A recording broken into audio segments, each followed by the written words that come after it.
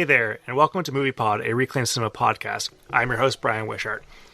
This week we're talking about a film. It's a surfer bank heist film. It's Point Break, starring Patrick Swayze and Keanu Reeves, directed by Kathryn Bigelow. This is a film that got decent reviews when it came out, made a good amount of money, but a lot of people, myself included, think it's one of Kathryn Bigelow's best films. And after Kathryn Bigelow became the first woman to win the Oscar for Best Director, people started going back to her filmography, and people started, hey, like, Point Break, this is actually not just a cheesy bad movie, but it's actually a cheesy great movie. And also it helps that Keanu Reeves, as an actor himself, has had a renaissance in his own way with the John Wick movies this past decade. So a lot of people come back to Point Break as being an actual fantastic movie, and it has quite the cult following. I am joined this week again by Daberhasher to discuss this gem of a film. How's it going, Daber? What's up? I'm doing great. How are you? I'm doing fantastic. I got to watch Point Break and make it homework for myself. It was awesome. Yeah, it's something I just do in my free time pretty frequently, and so yeah, it was really easy to throw it on a couple times this week and watch my favorite movie. Yeah. Do you consider this to be your favorite movie, or is it like one of your favorites? Yeah, it's easy. No, I mean, there's so many movies you can love, and so many like amazing aspects of movies, and it's hard to pick favorites sometimes, but this is an easy one for me. I came around to it when I was probably 10 or 11. Instantly was just blown away by how much cool stuff was happening in a movie that felt like a real movie. Mm-hmm. And not like most of the like action films you kind of get exposed to, the big Titanic ones. And I immediately thought it was like really special, and watched it a bunch more times. And I've shown it to everybody who's been close to me. If you're around me long enough, you'll see the movie. I have a Point Break T-shirt. Nice. Yeah, it's the best. I love it. My first exposure to Point Break was in university. My roommate talked about the movie a fair amount, so it was like a great cable classic you watch a fair amount. So for like we had a gift exchange around Christmas, so I got Point Break on Blu-ray. This was like 2010, 2011 kind of thing. And so I watched it on Blu-ray then. I thought it was an absolute blast. And then later on, our student house got broken into and robbed. And the guy went into his room and stole all of his Blu-rays, including Point Break. And oh, that's brutal. My roommate was like, "You replaced all his Blu-rays except for Point Break," and he's like, "I was gonna Point Break on DVD. I don't need no Blu-ray." I'm like, "But like, that's the best movie you own." Yeah. No, I disagree wholly. I actually think that this is a movie that really benefits from fidelity. Yeah, like I watch this on the Criterion channel. Like, me too. It's like such a crazy thing. This movie that is like seems like such a disposable movie about surfers and bank robbery and homoeroticism. Like, it's got a Criterion channel release. Like, it's like a real movie. Like, Kathryn Bigelow is a real director. It's produced by James Cameron, and there's a lot of disputes on like who truly wrote this movie because the credit goes to what's the guy's name? He also co-wrote previous episode Varsity Blues. Yeah, the credit for the screenplay goes to W. Peter Iliff, who like wrote the script originally in the 80s and bounced around a little bit. But it sounds like James Cameron's claim that he did like a total rewrite of it. Iliff says that James Cameron only came along as a producer and changed a couple scenes around. So it's kind of hard to judge who truly wrote this movie. But there's a lot of the one thing I will give this that's probably not very James Cameron focused is that James Cameron loves his female characters a lot. And this is a movie that is very centered on the dudes. It's very focused on the guys. Yeah, it's the ultimate sort of female homo gaze movie. I mean, there's just really, really beautiful people. They're usually like soaking wet, and they're having like competitive rivalries with each other, and you really feel it. It's kind of the original Challengers. Oh yeah. And I really, really see and feel Kathryn Bigelow in this movie. 100%. More so than I feel James Cameron. I think that he tends to a sort of I like his movies a lot, but I think he tends to a sort of corniness that she doesn't bear. And it also, when you see a lot of the bank robbery stuff and the cop stuff going on, it's all like really procedurally accurate and really drawn out, like someone who breaks down crime scene accounts and police incidents as obsessively as Kathryn Bigelow does. And so I really feel her in it, and I really feel like it is a movie made by a woman and not 100%. A man. Yeah, like this movie, like Kathryn Bigelow is always fascinated with masculinity. It's like one of her most, whenever she dives into that's her most interesting movies, and especially what drives men to do certain things. Like the Hurt Locker is fast. Like, why would a man go into like war just to like defuse bombs? Like, what's the thrill and the rush in that? It's because he was scared at the grocery store. You can skip that one now. I just answered it. No, I've seen all of her movies, and I really, really respect and revere her as a filmmaker. It's you kind of have to. Let's just do it now. Let's talk about Kathryn Bigelow, because absolutely something happened to her brain where she went to like Langley, Virginia, and has not yet returned. She is on another fucking planet. I think it's really interesting because if you watch her early movies, she's always been really, really obsessed with police incidents and military incidents and recounts of bad things that happened. And Strange Days especially. That is a fantastic movie with police brutality. That is exactly the one. It really sneaks in backwards into Strange Days. Which, you know, it's this amazing cyberpunk thriller, but it's really about police incidents, and it really foresees a lot of what has happened in the post sort of I would say post-Ferguson world, where a lot of these incidents are depicted in real time and from multiple angles, and then dispersed, you know, immediately. And it's the I can't remember what they call them in Strange Days. It's like whatever the brain dances from Cyberpunk are. Yeah, but the squids, I think, is what they call it. But yeah, that's what that one's about. And then a hidden one from her early career is Blue Steel with Jamie Lee Curtis. That is a movie about a criminal who is psychosexually obsessed with getting shot by a female cop.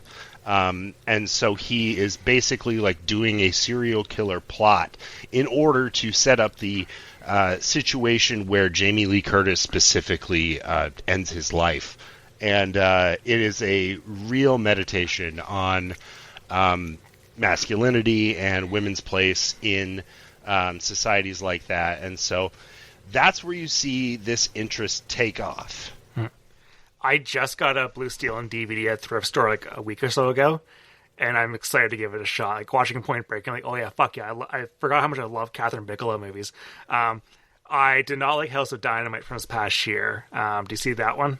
That's the only one of hers I haven't seen, and it's because of the other part of this, which is that now, with Detroit being a sort of like I didn't see Detroit point, either. Detroit is really good. It's very, very sad and scary, and it is 100% like taken from police reports and like accounts at the time and like recreations. Like she built rebuilt the hotel so that like the geography would be the same, and it's another movie about police violence, and it is hyper factual and like really written in that way, as is K-19 the Widowmaker, which is a really shitty movie. It's not great. No. Harrison Ford is just sort of in his best. Yeah, he's just kind of in his sort of like, I don't know, smoking pot and crashing his plane phase pretty heavily in that one, and he's doing like a Russian accent. The movie does have what I would say is like a fascinating and horrifying depiction of what a radiation exposure event does and what it would look like if it happened on a submarine. There's so much technical explanations of what they're going through and like how they're treating it and all of these like tactics that they have to do and the ways that they get sick. It's really similar to like Threads or something where it actually really gets into the factual aspects of a nuclear disaster. And I find that stuff in the movie really interesting. It does not make it worth watching K-19 The Widowmaker. Yeah, that's what I remember. I haven't seen the movie since it came out, and I remember like thinking like, I remember the radiation stuff so well.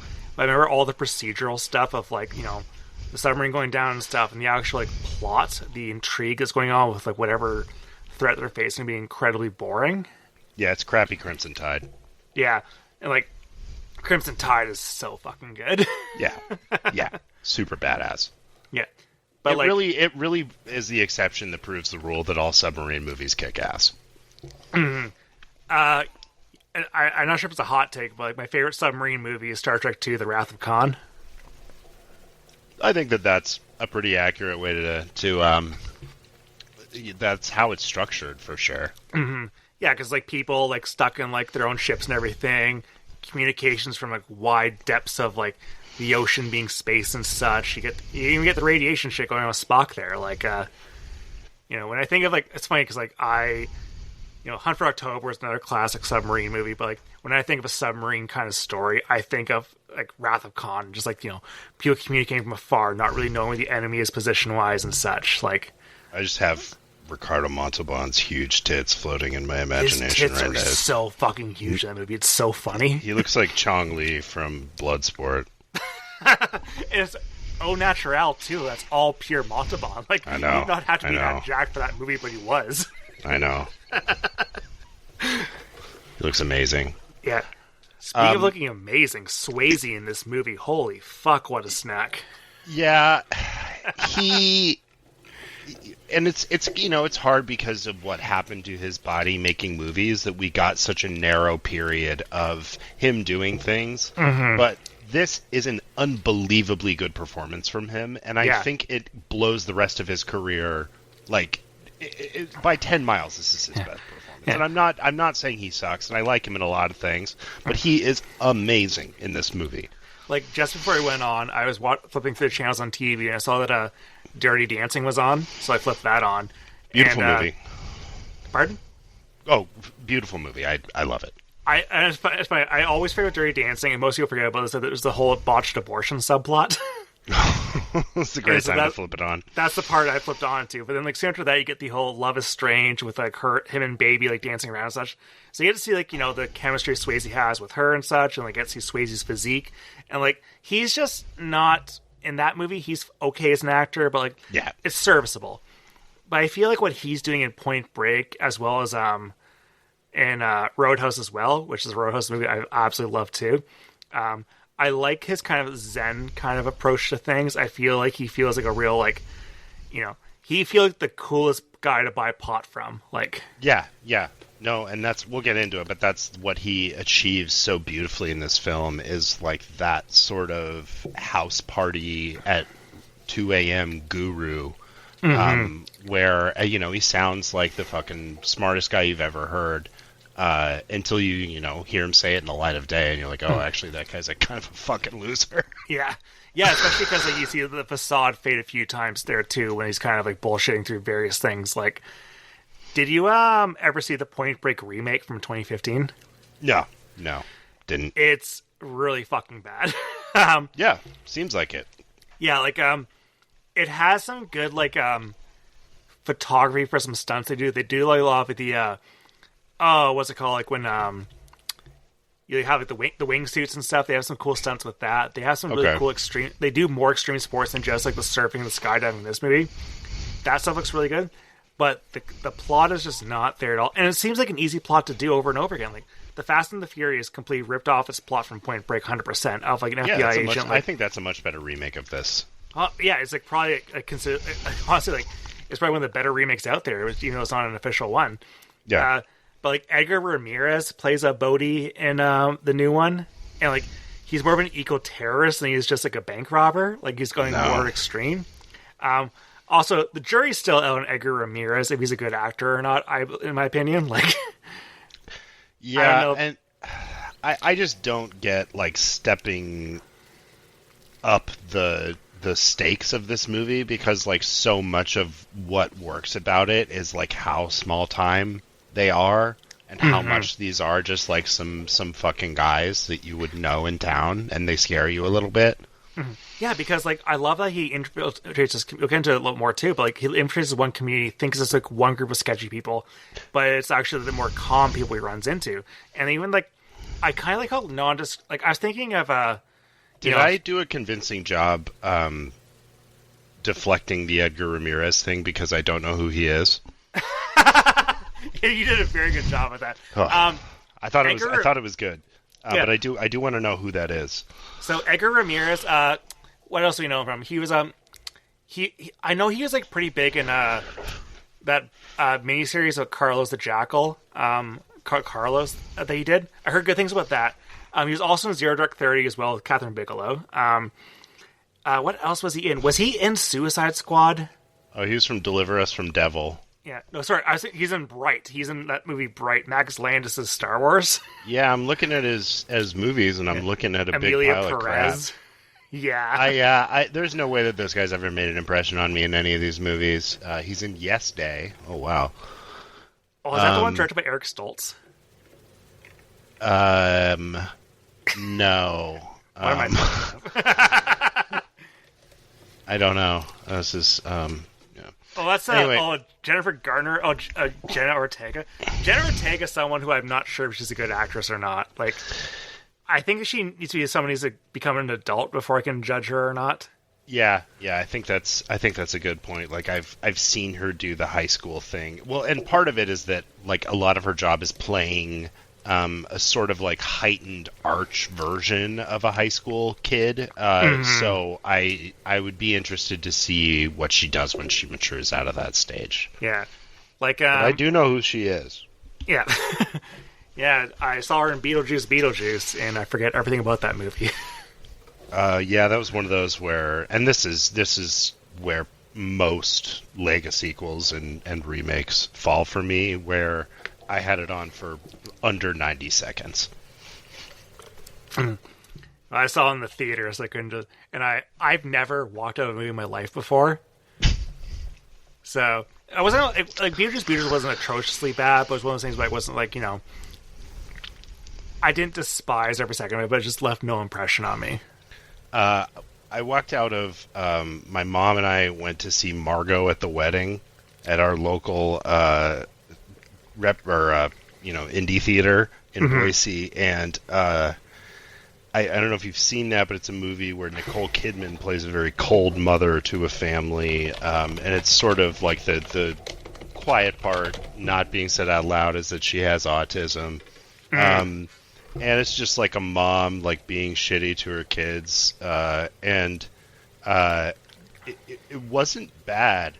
But it was really just like, we were like, let's go to a movie. And then we were sitting there watching that. And I was like, God damn, dude. Can you go eat some French fries or something? Like, let's get out of here. Because it's like Noah Baumbach or something, right? Like, it's like, so like, you have to be in a specific mood for that kind of... It was not the day for it. And we agreed, and yeah, we left. But that's my one memory of walking out of a movie. The closest I ever came to walking out of a movie was A Good Day to Die Hard. The only reason I didn't walk out is because my friend was the one, Ben, a previous guest of the show. He was the one driving. And which one of that is it? Is that in the series? Is that 4? Number 5 with Jai Courtney. Oh yeah, that one's really bad. Truly one of the worst movies I've ever seen in my entire life, and it was so fucking boring too. And like, I talked to Ben afterwards, and he said like, "Yeah, if you asked me to leave, I would have left. That movie was the worst thing I've ever seen in my entire life." See, this is why. This is why you just keep that open line of communication. You know, I'm just we need to get the fuck out of here. I do not communicate during movies at all. Like I'm just like dead silent. Oh, I do. Yeah, I'm talking the whole time. But you're American though. Americans are always fucking yapping during movies. Like chicken jockey. Hell yeah, back rooms. When I saw Disclosure Day with my dad yesterday in the theater, and he went to go to the washroom. And instead of coming back to our seat there because he sat somewhere else in the theater. Hold up! Don't you mean bathroom? What? Washroom? What's that? I'm not bathing in the fucking washroom at a Cineplex. Well, no, I'm washing my hands.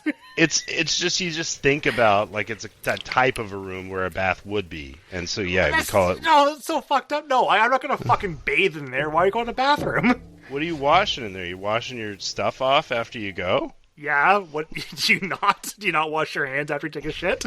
Well, I wash my hands. Yeah, exactly. You wash there. Yeah. So, anyways, right. Fine. He went to the little boys' room, and instead of thank you. He went to the John. Yeah, he didn't want to cross over the rows anymore, so he sat somewhere else for the back half of the movie, and he was reconvened afterwards. And I was like, oh no, is he hating this movie? And he was like, no, I fucking loved it. I was so engrossed. I didn't want to bother anyone else who was engrossed too. Yeah, no, it's because you fucking farted, Brian. That's why. I'm not a big theater tutor. I'm unless it's an empty theater. I was farting up a storm when I saw what was I seeing? Mother Mary. No one's in the theater for that but me, so I could toot as much as I want. Yeah, no, that's you're right. May God rest his soul, Hulk Hogan. I've always loved that tweet of him seeing the Ninja Turtles movie, and he calls it the Ninga Turtles movie by himself. Oh. When I saw that... that's what I think about anytime I think about being alone in a theater. When I saw the latest Ninja Turtles movie, the Mutant Mayhem one, I like that one. It was good. I liked it a lot. I saw it, I don't really care for Ninja Turtles whatsoever, but it has a Nine Inch Nails soundtrack, so I was going to see it. The guy sitting beside me smelled awful. He smelled absolutely terrible. He was with his friend there. And during 3 points in the movie, he started breathing extremely heavily, oh, man. And then just, halted breathing for, 10 seconds and was escorted to the theater by his friend. He's having awake apnea. Yeah, did he die or something? And they came back 3 times. It was, shocking. I'm like... Oh, man. Yeah. It was just too exciting to see the turtles. See Ice-T voice, or Ice Cube voice that fly monster. Uh-huh. I thought that one was fun. I recently did a watch of all of the Turtles films. And the Michael Bay one is, of course, just really baffling. But I was so fucking mad when I last watched I watched the Michael Bay one a couple years ago, and I was like, this movie is so fucking bad. And I was like, does anyone else in Letterboxd think this movie sucks too? So I go to Letterboxd and I look at the reviews wait a minute, I watched this already and gave it a 5-star review. What the fuck am I doing with my life? I completely forgot I watched it. I did that with Batman vs. Superman literally 2 times. It's such a long fucking movie, and it is basically what happens on screen is what would happen if I just kind of thought about that movie for a few seconds and kind of thought about what might be in it. Mm-hmm. Just because sort of a mushed up version of that is what the experience of watching Batman vs. Superman is. So each time I would be like, did I watch that? And I think about it and I'm like, I saw Justice League. Maybe it was I think it was from that. Mm-hmm. And then I'm sitting there an hour into this thing again and I'm like, God damn it. I keep putting myself in this position where I'm watching Batman versus Superman and I'm not enjoying it. Yeah. I haven't enjoyed it once. I haven't enjoyed 1 minute of it. It's such a bad movie. That's a movie that I didn't want to see it because I don't like Zack Snyder movies, and the trailers look terrible. But then I heard about the reveal that they stopped fighting because they realized both their moms had the same name. I have to watch this movie now. I'm going to see the theater this right now. And so I go to the theater it's a week after it comes out. You call your mom mommy too? Yeah.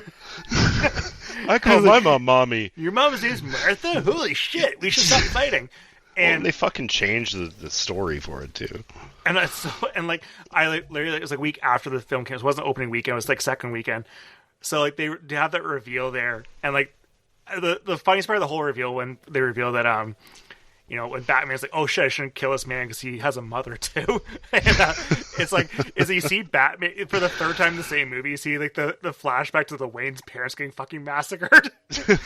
And I was just cackling with laughter in the theater, and no one else was laughing at all. I was such an asshole, I felt like, but oh god, so fucking bad. But yeah, it's a really dreary affair. Anyway, let's Point Break. Let's talk about a very, very nice looking movie. This is such a warm bath of a movie, because I remember you were saying to me, because I messaged you viewing this episode, and you produced it on my episode for Barry Lyndon. It's like, hell yes, I get to two of the best looking movies ever made, and this movie looks incredible. Right off the bat, I mean, they are stunting right off the bat. The opening credits look cool. Is that lame to say? They look really cool. I wrote my notes, I love how the text is going horizontally, crossing one another. So both Swayze and Keanu have top billing at different points in time there, and then you get to see all the surfing going on with incredible waves and shit. There's this amazing shot where the camera is a curl tube comes over the camera, and you can see the sun and the clouds through the wave. Mm-hmm. Behind it and coming through, and it is she's just showing off. Mm-hmm. I got into a fight with an Indian guy today on Twitter who says the reason why movies are not color graded correctly right now is because our TV is not calibrated properly, and that's bullshit. And I was fix the settings, and just fix the settings. No, everyone's TV is wrong. We're doing our right job as color correctors in Hollywood. I'm like, you're absolutely not, because I watched Point Break. I watched it yesterday on Criterion Channel. I watched it on my DVD on a different TV today. So I watched it twice in 24 hours. And this movie looks incredible no matter what format you look at. But a modern movie just looks even the newest Point Break from a decade ago looks worse than this movie. No, this would look good on a PSP. Exactly, yeah. Remember those Game Boy Advance? You can get Shrek on Game Boy Advance and watch a movie on that. I didn't have that set up, but if I did, I would definitely would have ruined my life with it, because I wasn't allowed to have video game consoles as a kid, except for some reason the Game Boys. So I only had the handheld, and I really wrung every bit of enjoyment you can get out of that Game Boy Advance. So I'm sure that I would have been doing that. Yeah. So, was not allowed to play video game consoles because of the TV of it all, or just because it's too violent of games, or what? My mother associated it with laziness, which Dr. Devon Price, laziness does not exist. Mom, got you. Peer reviewed. You're not a lazy gamer. How many Dark Souls games have you beaten? Yeah, exactly. No, I'm out there working my ass off. Yeah. I'm out there in the lands between, slaving away. That's what I was doing when you messaged me for this podcast, is I was out in the lands between doing Nicola's work. Mm-hmm. Oh, God. I never had a PSP, but, it's so funny that you can just, watch, Spider-Man 2 on there. That was the format. I was visiting my sister. Makes me think of, do you remember Hit Clips? Oh, yes, yeah. It was one song coded on just a little Polly Pocket chip, and you plugged it in, and it would play one song. Mm-hmm. Yeah, oh god, we're too spoiled for how easy it is to access things now. It was amazing how desperate that I was at the time for just any way to listen to music. I had a totally non-shock protected CD Walkman that I would listen to constantly, just putting up with the skipping. I would put it in my pocket while I was mowing the lawn, and it would be skipping the whole time. But that was better to me than not listening to, probably Fastball or Blind Melon or whatever I was listening to at the time. I remember going from a Discman that skipped to one that had the skip protection there, and huge upgrade. That was a unbelievable great Christmas upgrade. That year. And then from there you go to the River MP3 player that has 18 songs on it. Mm-hmm. Yeah. and now just like you don't even And think now about storage. we all with have iPods. It's amazing. There's this new thing, iPods. Everyone has them now, and they use them constantly. Yeah, like yeah, it's funny. And now you can just like watch like Point Break on the same device you listen to your music on. Like, Yeah, I know exactly. I'm a big time iPad kid, and I just like take it around the house with me and prop it up wherever I am, and I just like roll movies on it. And having this on the Criterion Channel was a real treat. Another big treat on the Criterion Channel. I don't know if this is ever going to come back or if there's any way to get it, but they had a cyber noir collection maybe a year or two ago, and it had a black and white cut of Johnny Mnemonic in it. oh, I've heard about that cut. I really want to watch that. I definitely want to do that for the show someday. Yeah. I was like, I like the movie. I always have. I was blown away at the difference in tone and presentation because the movie was shot intended to be black and white, and then they ended up just using the color version that like would have been captured on the day, which sucks. Like you're just fucking scary. over. It like looks really bad. Yeah. It looks really bad, and you're screwing over all of the people who like design those things in order to be captured in a certain way. And so like no. And here I am, like, explaining away the problems with Johnny Mnemonic as if it doesn't have, like, a telekinetic dolphin in it. But, named Jonesy. But, if you can get your hands on it, like, mark my words, the black and white cut of Johnny Mnemonic fucking rips.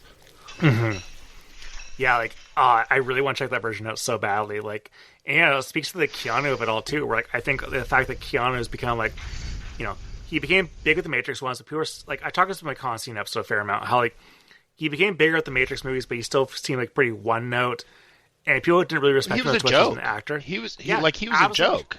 In the mid-2000s, Keanu Reeves was an absolute joke.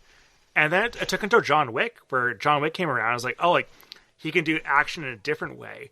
And people kind of appreciate the way that his way of acting is very, specific. He has the wavelength he operates in is very interesting. Yeah, in an earlier era of the internet, sort of meme era, it was one of those things people shared. Was like you do a stoner voice, and he's the worst actor ever. I remember people making fun of the part in Constantine when the water hits his feet, and he goes, "Whoa, cold." Yeah, and like, I just watched Constantine like a week ago. That movie fucking rocks. Like, yeah, it's a good movie. I can't even put qualifiers on it anymore. Like, I used to be like, well, it's kind of fun. No, it just fucking rules. Like, Constantine kicks ass. I hope they do the Lego sequel. And I think that Keanu Reeves kicks ass, and he always has. I'm not going to, like, go to bat for, like, 47 Ronin or, like, the Lake House and shit.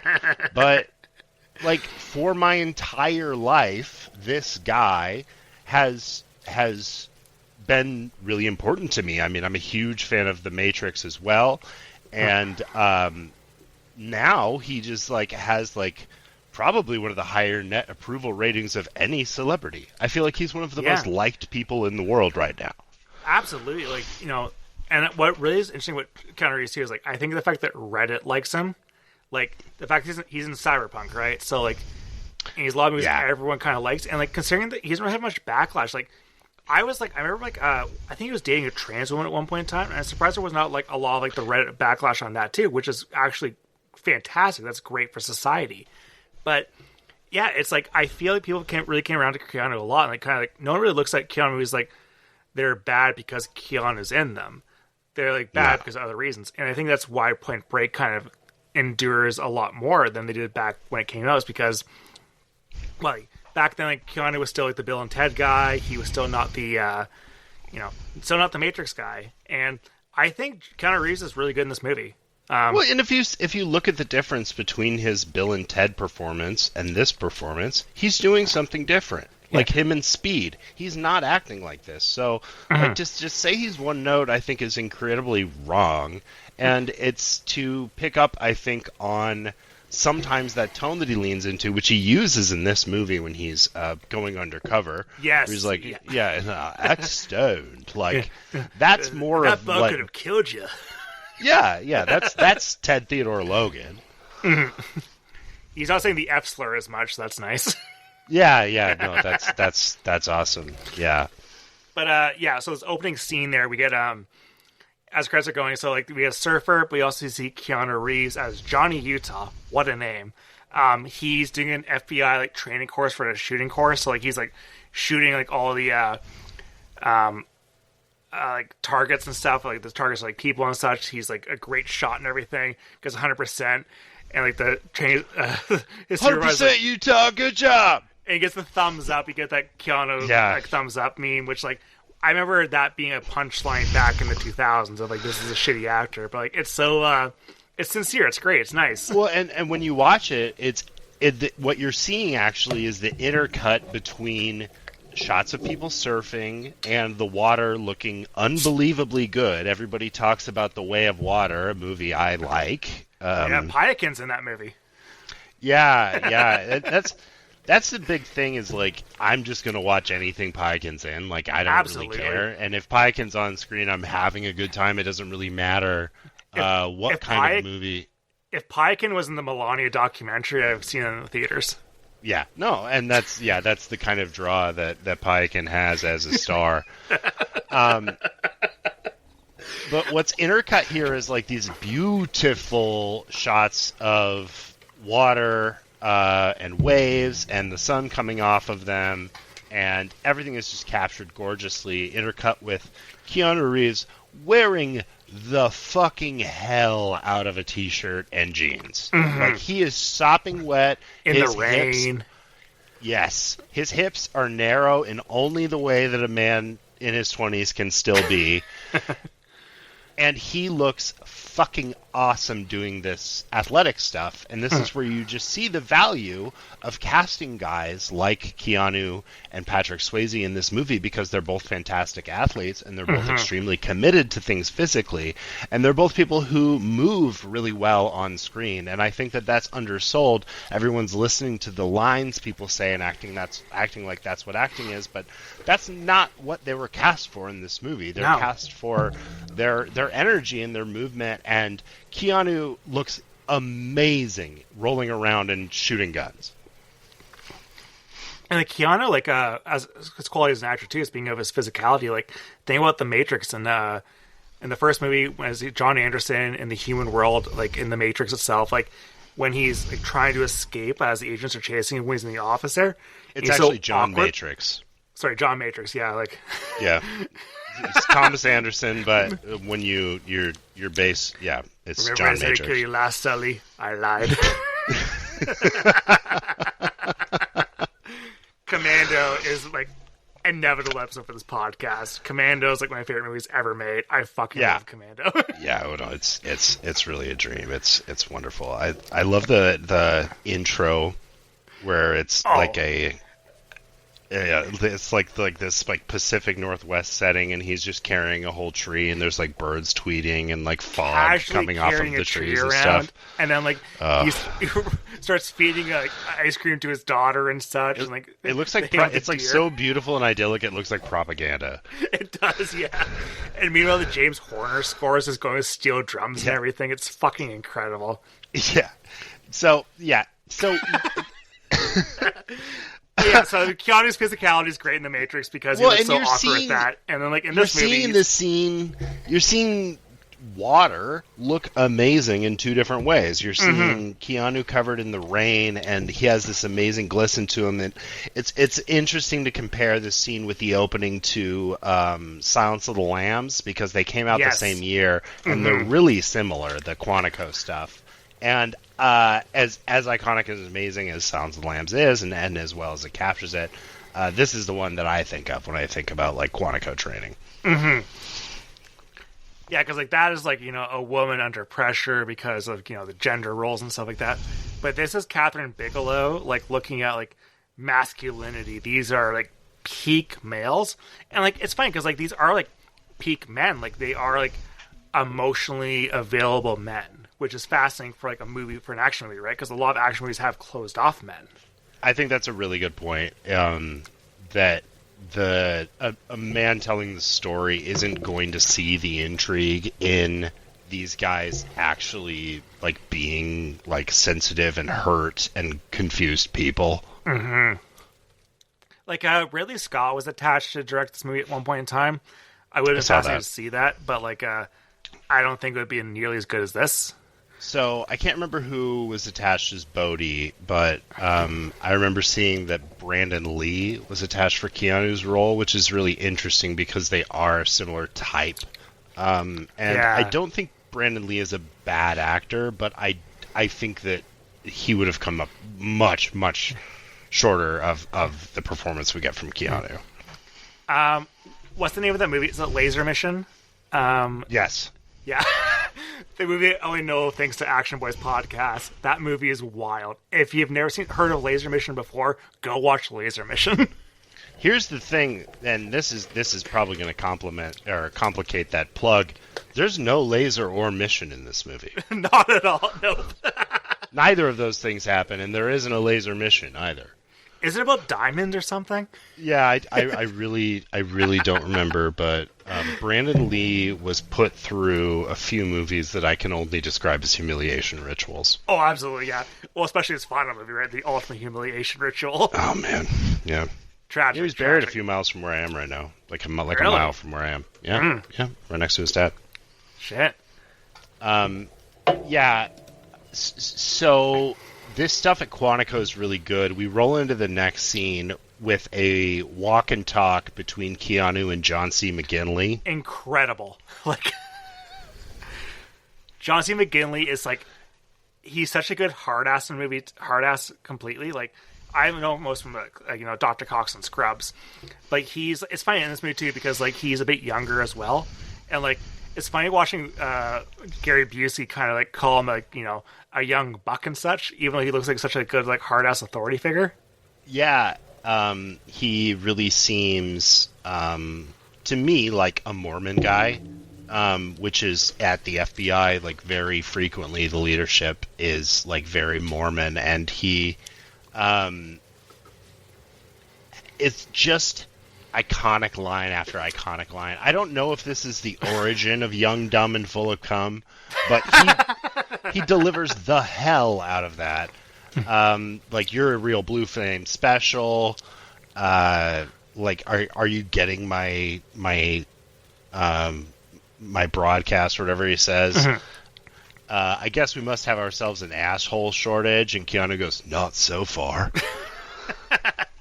I love when like he's like, all right, you got like no caffeine, no sugar. I want all my men to be in the best cardiovascular fitness possible. Like, you have Gary Busey in your squad. Gary Busey is not have a good diet at all.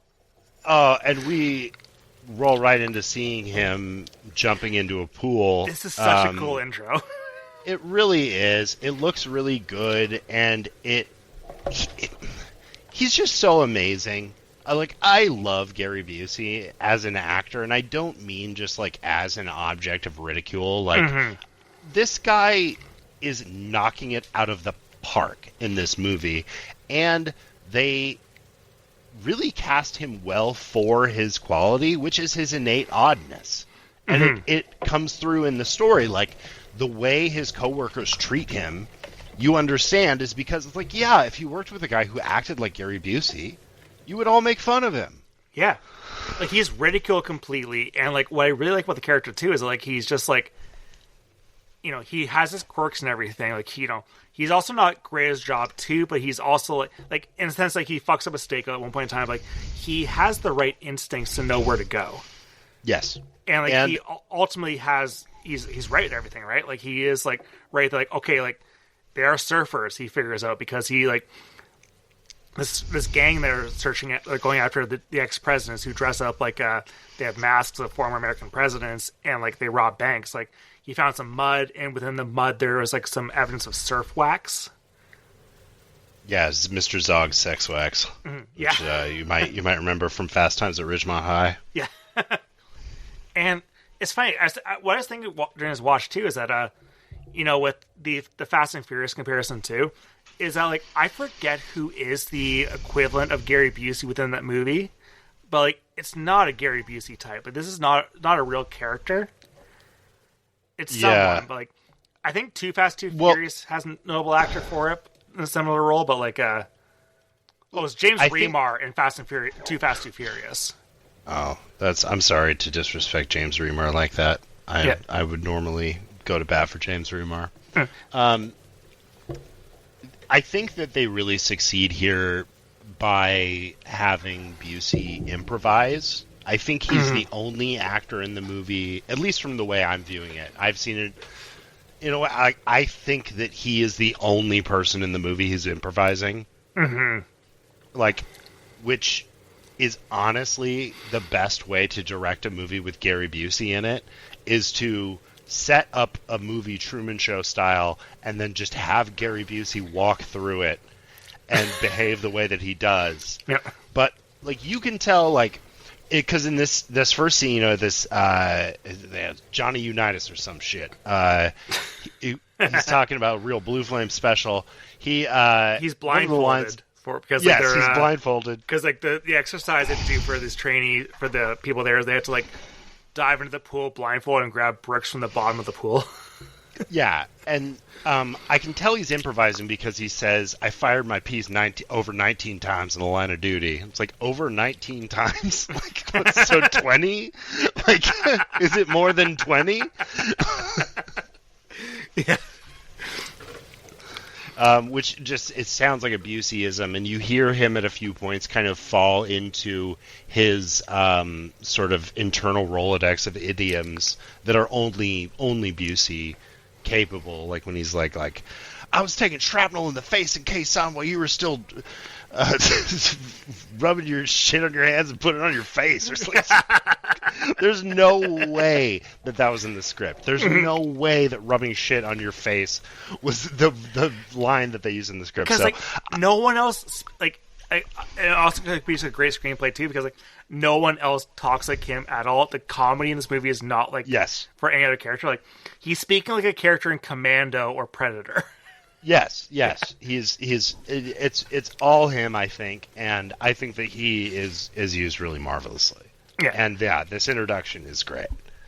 Yeah, so they're in John C. McGinley is overrunning the Los Angeles bank heist department. Apparently, they have over 1,000 bank heists a year in the Los Angeles, California area, and they're in charge of it. But Busey's been working as one big case here, which is the ex-presidents.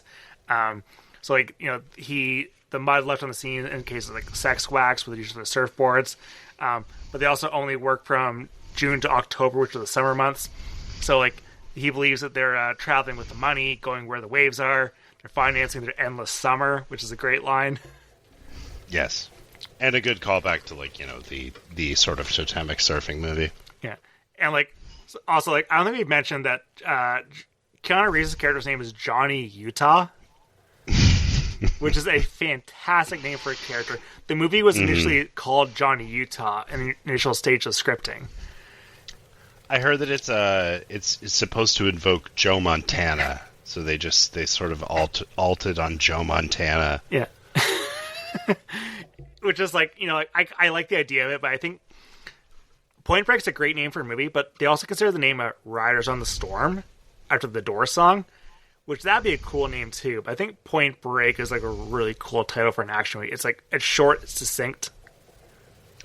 Yeah, I don't want Riders on because here's what would happen is that they would use it instead of If 6 Was 9 in the party at Bodhi's house, and If 6 Was 9 works so well there, and it would because they are doing dippy Jim Morrison dancing at that party. And that the Doors had just come out. I'm glad that they got away from that. As much as I do like that song, and I do not like Oliver Stone's The Doors. I've never seen that movie. It sucks dog shit. Let's not. I don't want to spend another word on it. Let's continue. Okay. So Busey and what's first? In my notes I have Gary Busey's name written as Gary Busey, but his real name in the movie is Angelo Pappas. Angelo Pappas. Yeah, which is a great name too. Fantastic name. So Busey and Keanu they go buy a surfboard. So they find some surf shop and they find some really shitty 12-year-old boy. working at the shit store there. And he calls Keanu old and shit, and like, oh, that kid's so good. He roasts him so hard. Yeah, he's also like, surfing's the source. It will change your life. Swear to God, it's never too late. Have you ever been surfing? No, I haven't. Neither have I. Like, I tried, like, water ski a couple times. Like, can't even do that properly, so I probably can't do surfing, so. Yeah, it just really doesn't fit into my skill sets. I really grew up in a lake culture area and have really tried a lot of it. The one that I could actually manage was the knee board, and that's kind of the one for ding dogs, so. No, it looks good in this movie, I'll say that. Mm-hmm. Yeah. And, like, they make a big point in this movie with Johnny Utah, especially his, like, fake cover story. He's like, he's from Ohio, went to Ohio State University, was Ohio State Buckeye quarterback, and, like, he saw the ocean, it changed his life. Like, when you moved to the ocean, did it change your life? Well, I had seen it previously, so I didn't feel that I had to get out there and surf, but I will say that he is lying when he says that. That's true. Yes. Yeah, he's selling her a line. Because he eventually is trying to figure out a way to learn how to surf. So he goes a very dangerous wave, and then he fucks it up, and he's saved by another surfer who is Tyler, played by Lori Petty, and she's chewing him out for doing such a risky surf as a rookie. Like, if you want to commit suicide, do it someplace else. And she just keeps yelling at him. I was like, my name is Johnny Utah. She's like, who cares? She doesn't give a fuck about him at all. That part's really good. And then, yeah, he, has this, like, sort of peeping scene where he's watching her change in the parking lot through binoculars. Well, like, I Want You by Concrete Blonde plays. Yeah, and I'm going to be honest, this is fucking hot.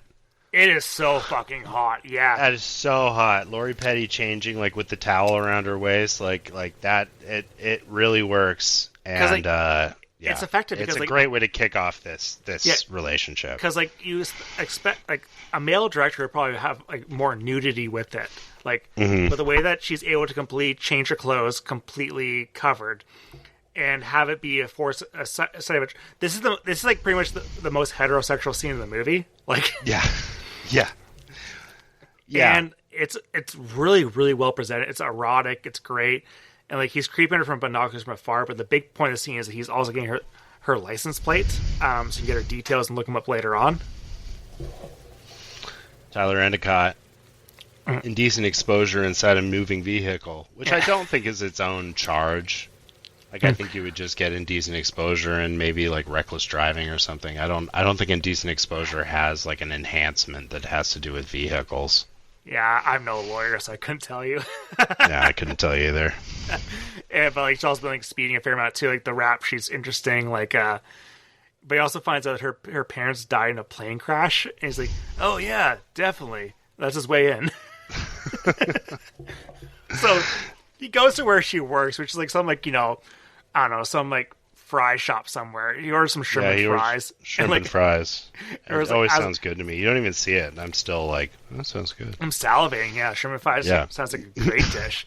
Yeah. He's like, teach me to surf, and she's like, doesn't want to do that, and, like, but he just goes on about how, like, he wants to surf even if it breaks his neck. He gives a whole speech about how he used to be a football star because he wanted to appease his parents, but they died in a car wreck, and after that he's like, I want to do something for myself. And she's kind of like, oh wow, you're like me because both our parents died. He's really charming in this scene. Really like, charming. He's full of shit and he's pouring it on and he's acting, but it is like, you get why she believes him. Like, he is really charming, and he is like the Michael Jordan of wearing a t-shirt in this scene. He looks so fucking good in that t-shirt. Yeah. Compared to the Fast and Furious equivalent, where it's just Paul Walker going up to Jordana Brewster at, like, the convenience store there and ordering tuna sandwiches every single day. And just, like, wearing her down slowly. I wonder if that was a reference to this movie when he gets the tuna on wheat later. Oh, maybe, yeah. It might have been a callback. A subtle callback, yeah. Yeah, so, like, then Tyler's teaching him the basics of surfing and everything, and what some all I love all the shots of them on the ocean, like surfing and such. They all look really good. But the ADR of them as he's learning to surf and them just like laughing and talking back and forth is so like, oh, this is clearly ADR. This is not real dialogue. You can't capture any audio like absolutely at the beach. No. Yeah, I'm glad they did. It makes sense. It would have been really cluttered if they did. And, I like the guy that walks by. I don't know if he was just like a person that they saw like at the beach that day, but there's this super California guy who goes by watching Johnny try and pop up on the board, and he like his line is funny. He's like, what are you doing? He like doesn't really say anything. It's real like NPC behavior. Yeah. And now that we're over 50 minutes in this podcast, we get introduced to Patrick Swayze.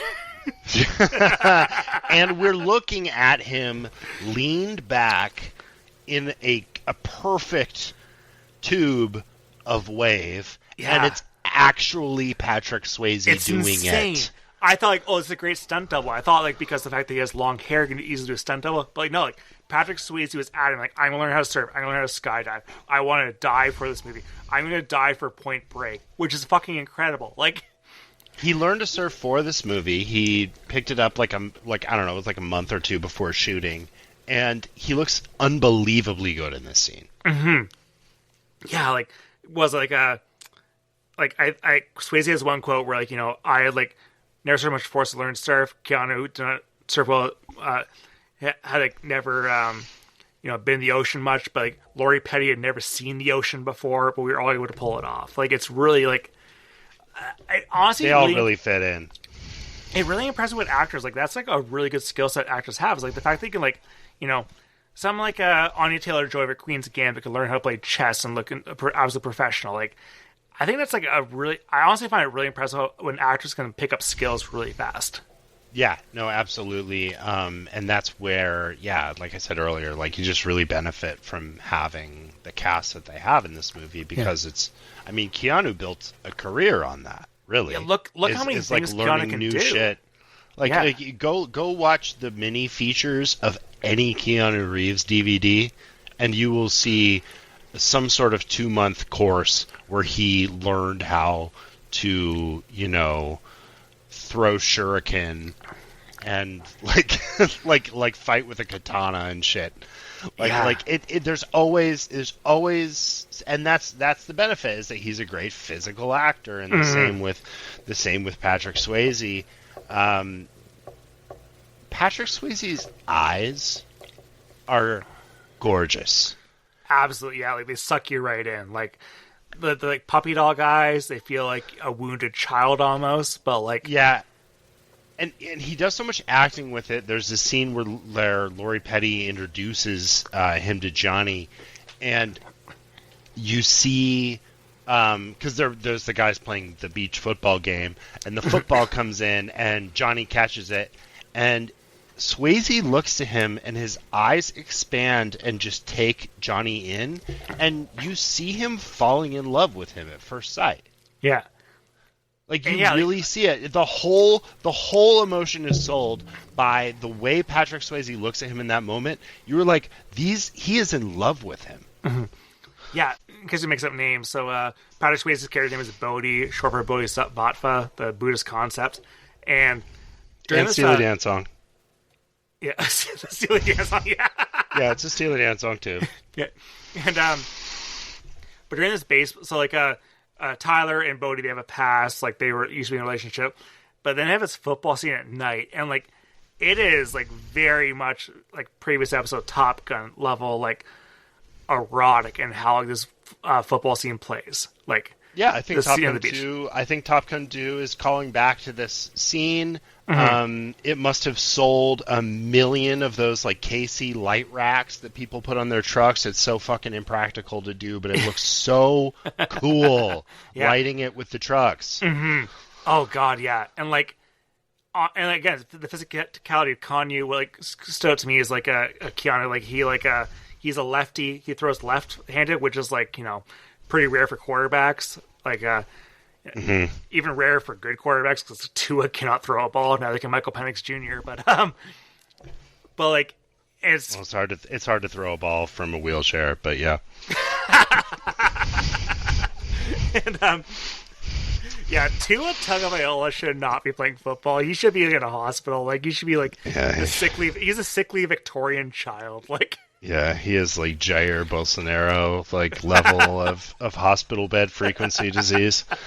Oh my god! Like, yeah, like I'm glad he's out of my division as a Bills fan, but like, yeah, not because like he was a good rival for the Bills as the Dolphins quarterback. It stresses you out watching him play. You feel bad about it. I've watched him die like 2 times through my games. I'm like, shit. Like, it's like I feel bad watching. I don't want to feel bad watching football. Like, I want to watch my blood. We got the win.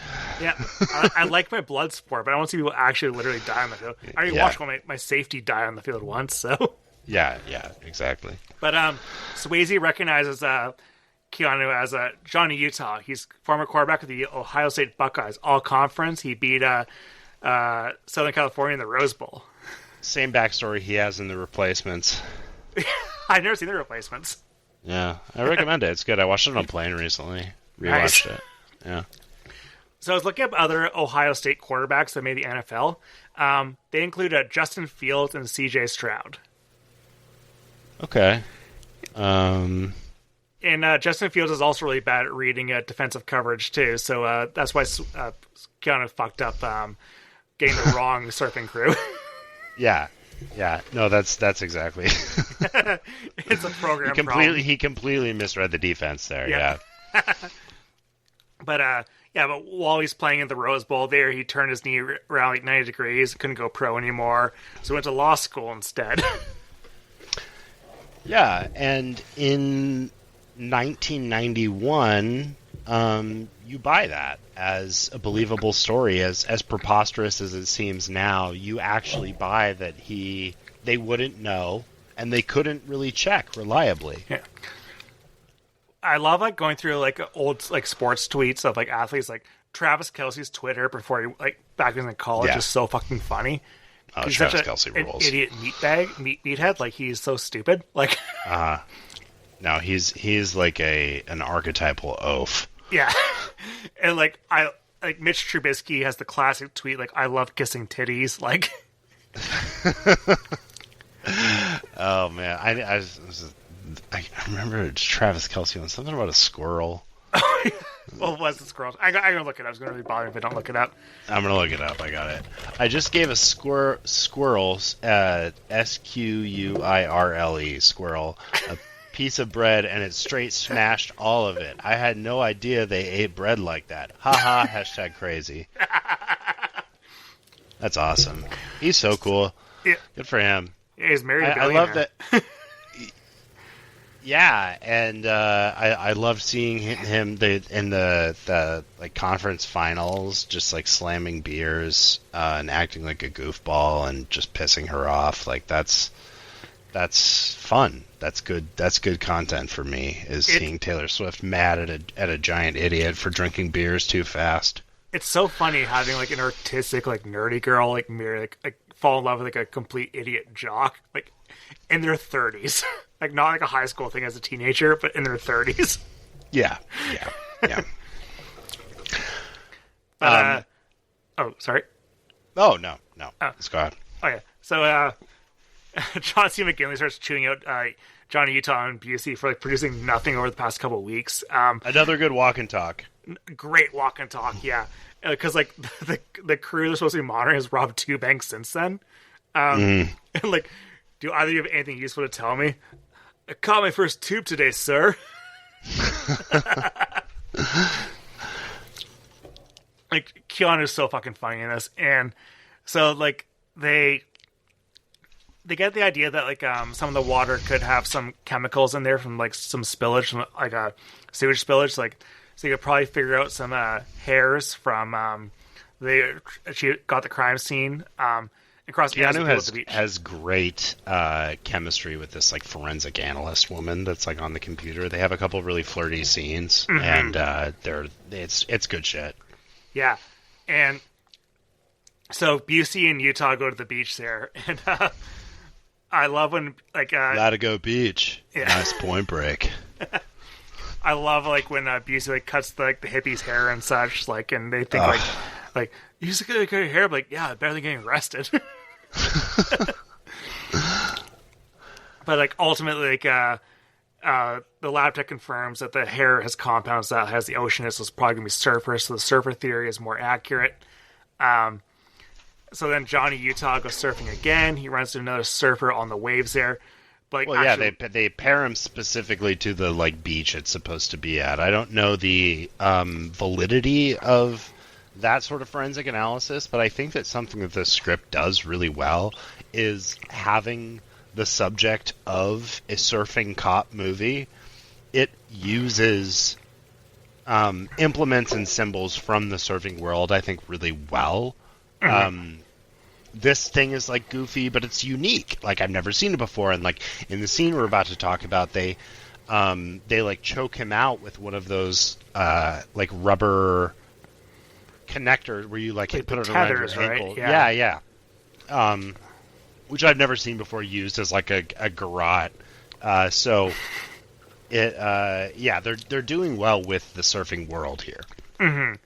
Like the surfing world's not too complex that you don't understand what's going on without like having previous knowledge of it, but like it's entertaining and goofy enough, but it's also grounded within the universe. Like the fact that this is a surfing bank robbery movie like doesn't seem that goofy and like over the top, because it doesn't have a scene where Keanu like has to like stand on top of a car going through traffic and like use his surfing knowledge to make that like possible. Like that's the restraint that is separating this movie from other movies in its genre, and it's the thing that sort of makes it neither fish nor fowl.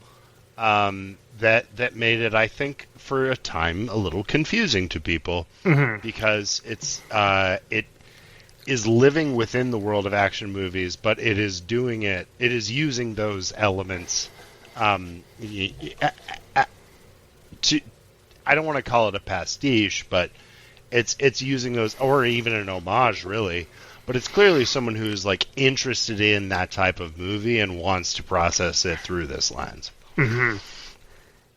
Yeah, so like on the waves there, like Johnny bumps into another surfer, like runs into him. And so Dent hurts his board. So the guy punches Johnny out in the water, cuts his tether. It's like, that's what you listen. You got to learn how to be polite in the water there. And so like Johnny and the board wash up on shore, and he gets accosted as he's trying to clean up the shower there. He's accosted by the crew he ran into. One of these guys is Anthony Kiedis from Red Hot Chili Peppers, which blew my mind. Yeah. Apparently he had a really hard time showing up to set and to like choreography sessions and stuff. So in this scene, he gets knocked out with one punch, and it's because he didn't show up for the day that he was supposed to. Man, was that during his like heavy drug use stage? I don't know. I'm a sort of unique for a male in that I have not read any of the biographies written by any of the Red Hot Chili Peppers, but I'll say one can only assume based on his look here. Mm-hmm. But yeah, this fight's pretty good because like it's out of view from Gary Busey, who's like in the binoculars supposed to be observing them, is like behind a bush and everything. But during this fight between like it's a Keanu Reeves versus like three of the other guys there, but then Bodhi interrupts the fight, and he gets Swayze's getting in the fight too. He has some great kicks. Like he back a off, good fighter. Child. Seriously. Yeah, it's so good. You see his great physicality with the kicks. They beat the fuck out of these guys. Yeah, they just really kick their asses, and it's awesome. It's a great. It's not just an action scene. It's a bonding sequence, and it's an opportunity for Johnny to prove himself to Bodhi. Mm-hmm. And after the scene ends, like Gary Busey was like, "Oh shit! Like I lost contact with my partner." He like runs around like, "Hey, have you guys seen a kid with a car stereo? It's on the car stereo." Yeah, and Johnny makes this like kind of like smart ass comment, and that impresses Bodhi further because he's like, "Man, you like started shit, don't you?" Yeah. But they're walking back to the cars, and Swayze's like, "Yeah, those guys only live to get radical. They don't see the spiritual side of things. Yeah. And this is my favorite kind of Swayze performance. Like, this and Roadhouse, I love so much. Like, Roadhouse is a samurai movie dressed up like a bouncer movie. Like, it's absolutely. Like, it is like he has learned like the way of martial arts, the way of calming his soul down. But like, he decided to take his entire life. The be nice speech. Yeah. No, that's absolutely straight out of that. And it's like, but it's not for like, anything great in life. It's for literally being a bouncer at the shittiest dive bars in America. Yes. Yes. Absolutely. And that's like he was definitely cast for this role from his performance in Roadhouse. Absolutely, I think, yeah. His calm, cool, collective state there. There's absolutely what Bodhi is in this movie. Yeah, and Bodhi is the intensity, cranked up maybe 15% to a degree where you're actually really afraid of him. Mm-hmm. He's unpredictable and he's scary, and he's very, very pushy. Mm-hmm. And, he is sort of falling in love with Johnny here. I like when he calls Warchild Lupton Pittman. Yeah. He's like says Warchild's real name, mm-hmm. Which I thought was funny. And then they go to the party, which mm-hmm. to me was like a scene I really remembered early when I saw this movie of like, that is like a party scene in a movie. Mm-hmm. It feels like a party where truly, because it's from the perspective of Johnny, because like it feels like a party where you're walking in, you have every social skill you've ever had in your entire life, but you're not really ready for the vibe of the place. Absolutely. Yes. Because, like Bodhi is dancing with his new girl there. He only really knows Bodhi and Tyler there. And everyone's kind of like vibing, clearly stoned in their own ways, but like Johnny's really know how to interact with it. But like, yep. Bodhi wants him to be part of everything as like social experiencer. So like, he's good with him being there. So he's an inviting presence. I think that the music supervision, the Jimi Hendrix If 6 Was 9 choice is really, really good here. Yeah. Because, well, first of all, it's a callback to Easy Rider, but also all of the music so far in the movie has been like dorky 90s rock. Mm-hmm. And something like a guy, and this sounds stupid, but something like a guy knowing about Jimi Hendrix in a circle like this mm-hmm. does like potentially make them seem like some sort of spiritual guru.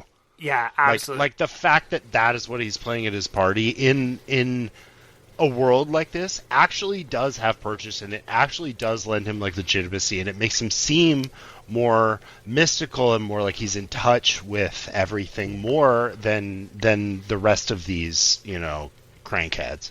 Mm-hmm. So like at the party, like they're at the beach. They're sitting at the beach. They're talking about like their dreams and whatnot. And Bodhi really wants to ride the big one, which like he believes in the next year is going to be a 50-year storm arriving at Bell's Beach in Victoria, Australia. He's going to be there because if you want the ultimate, you got to be willing to pay the ultimate. It's not tragic to die doing what you love. He wants to die surfing. This cracked me up this time for the, I don't know. I'd never like found it that funny. I don't know why, but this time it was just him like making up the like weather science was really funny to me. Yeah. He's like everything. Well, you see, everything moves in cycles, and every 50 years, the ocean reminds us just how powerful it is. A winter storm builds in Antarctica and rips up through the Pacific. Like it's like, but if a guy was spouting this shit and you were, pretty fucking in the bag and maybe on some mushrooms or something, and you believe it, having a good time, you might believe it. Yeah. It sounds a little bit real. A winter storm from Antarctica, that makes sense. Antarctica's cold.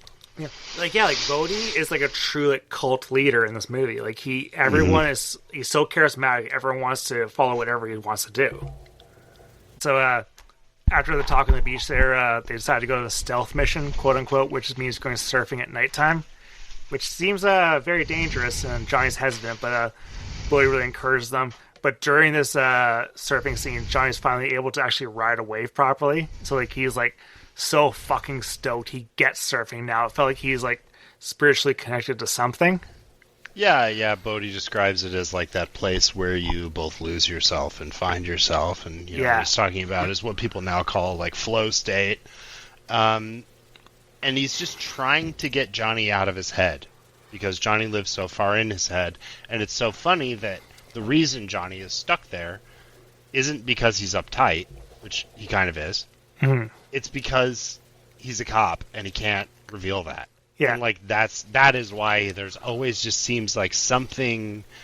There's some secret about Johnny that's so compelling to Bodhi, and this is the first moment where he sort of loses that and lets that mask drop, and Lori Petty calls it out. She's like, if I didn't know better, I'd almost say you look happy. Yeah, and like after this, like Lori Petty, like and him, like they kiss, they have sex on the beach and everything overnight. So like they're on the beach. He wakes up and realizes he's late for something. He checks his watch. He's like, shit, oh shit, and he goes back to kissing her still because he's still very into her. This movie tries very hard to be heterosexual during these scenes here. Yeah, let's stop down for that for a second. So this movie uses Lori Petty as a proxy for the physical part of the relationship between Bodhi and Johnny. I'm not saying that there's like it's some secret plot going on or like it's like a, but thematically that's what's happening. Yeah, absolutely. And yeah, you see in the ways that Bodhi reacts to, and sort of like whatever gives his blessing to Johnny and Tyler being together. Mm-hmm. It really reminds me of Vision Quest, another movie that I've never seen Vision Quest. So I really like Vision Quest. That's Matt Modine, right? It is Matt Modine, yeah. And there is like a romantic plot. It's very much a movie about this sort of competitive masculinity getting heightened to, a big degree, isn't it? Being what drives, them, and eventually what it is like, being obsessed with your rival, and like it's a lot like Challengers, like I brought up earlier, mm-hmm. and he has a romantic interest in that movie who is presented in a very traditionally masculine way, in the same way that Lori Petty is in this, and I think that is like sort of an effective way of making it less weird, because like she's really doing yeoman's work here, because Lori Petty isn't the love interest in this movie. Patrick Swayze is. Mm-hmm. And like she is this sort of conduit for their relationship, and so many of her lines and so much of her acting is talking about the way that their relationship is that Johnny and Bodhi's relationship is moving through their relationship. And like I think that it just doesn't come off as weird. Mm-hmm. Like I think it doesn't seem like something's missing, and she really sells it emotionally. There's also with Lori Petty too, is like she is like in this movie, the way she presents with the short hair and everything, she presents as like as almost like again short hair, like traditional gender roles, like relatively masculine. It's very intentional. Yeah. I mean, like the way they dress her and like the way that she acts. Like there's a scene where she's arguing with Keanu later, and she's like just like wearing a flannel shirt. Like Mm-hmm. But also, like the other thing I've really seen Lori Petty in much.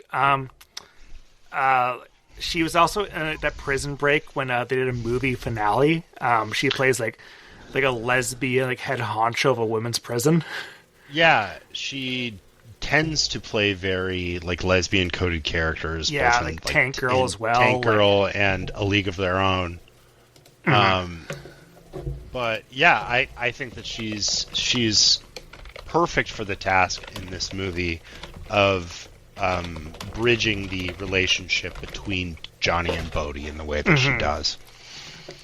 Yeah, it's fascinating content too, and like I think that's why people really come back to this movie a fair amount too, is because like this, I did Top Gun on my show pretty recently too, and like that's like homoerotic scenes, for the most part, like, but like that movie has a very heterosexual relationship at the core of it, but this movie, the core relationship is like a very like a guy liking another guy a lot, and they have a lot of physicality together, Like, it's not an outright gay movie, but it's very just look at the way they look at each other.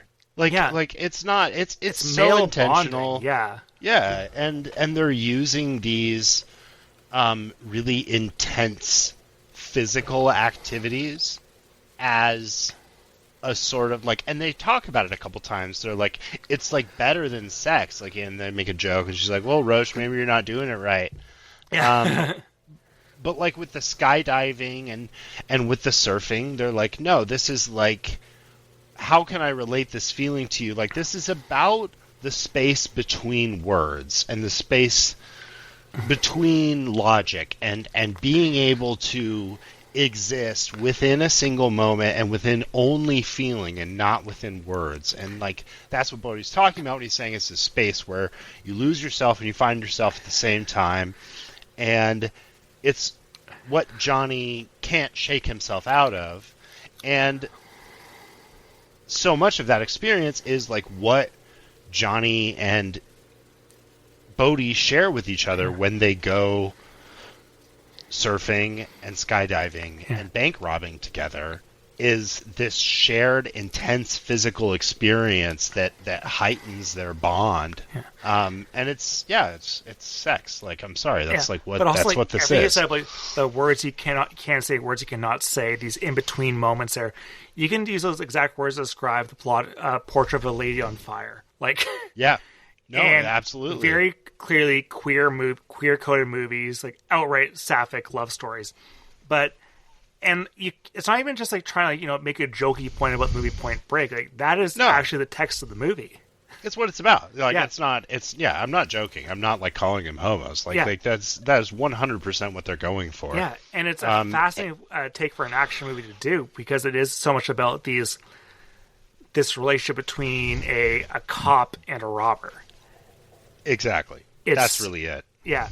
And what if in Heat, De Niro and Pacino like kissed, lived in an apartment together? Yeah. What if? Do you think that Robert De Niro and Al Pacino ever explored each other's bodies? Do you think Pacino explored the body after Pacino explored De Niro's body after he killed him? Yeah, I don't know. I just mean like in real life. Yeah, or like and in the subtext even. Maybe during one of those de-aging scenes in the Irishman. Yeah. No, that actually, yeah. Hey Marty, about that, put the de-aging thing on his cock. I want to see the young cock look like. Robert De Niro and Al Pacino are just looking at each other through meta glasses, doing a young filter, just fucking each other. I heard you paint houses. Oh yeah.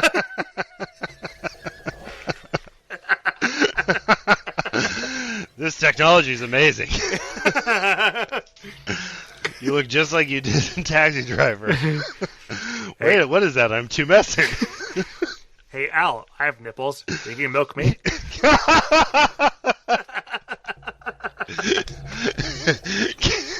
Can you fuck me?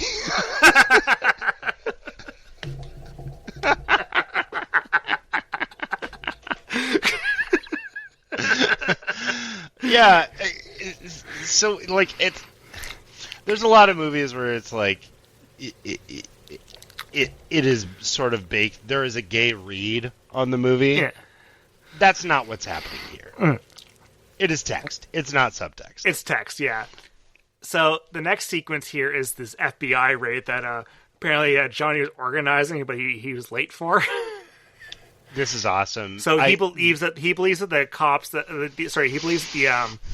surfers that he beat up there were the ones robbing the bank and everything, because they're malicious people. So he organizes this whole raid against this one house they got going on here.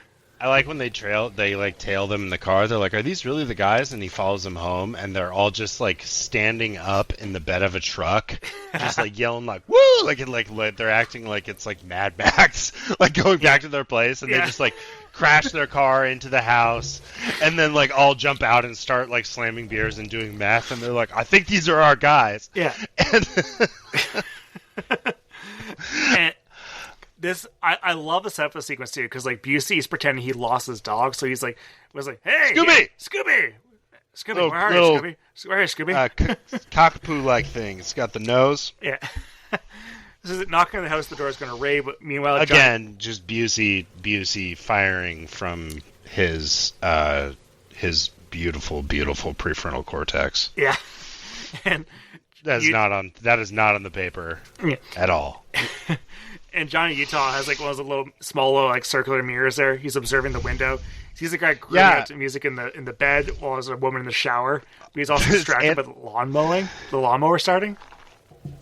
Yeah, there's just amazing geography getting set up. Like this is where I think about movies like I know you haven't seen it, but like Detroit and like the movies where Kathryn Bigelow really digs into the factual breakdown of scenes, because the way that this raid plays out, Bin Laden raid. Yes. Yeah. Exactly. This is like the early version of that, and you could it almost reads like a police report in the incredible chaos, like really scary chaos playing out. Yeah, it's like not a fun action sequence. It's tense. Like no. Like women, like a lot of women are in danger too, but like some women are fighting back as well, like stabbing cops in the back and such. Anthony Kiedis gets his like foot blown off, and it's like really fucking gory. It's graphic, and like he's screaming. It's not like oh hell yeah, the good guys are fighting the bad guys. It's just like misery. And like Gary Busey uses a woman as a human shield. Yeah.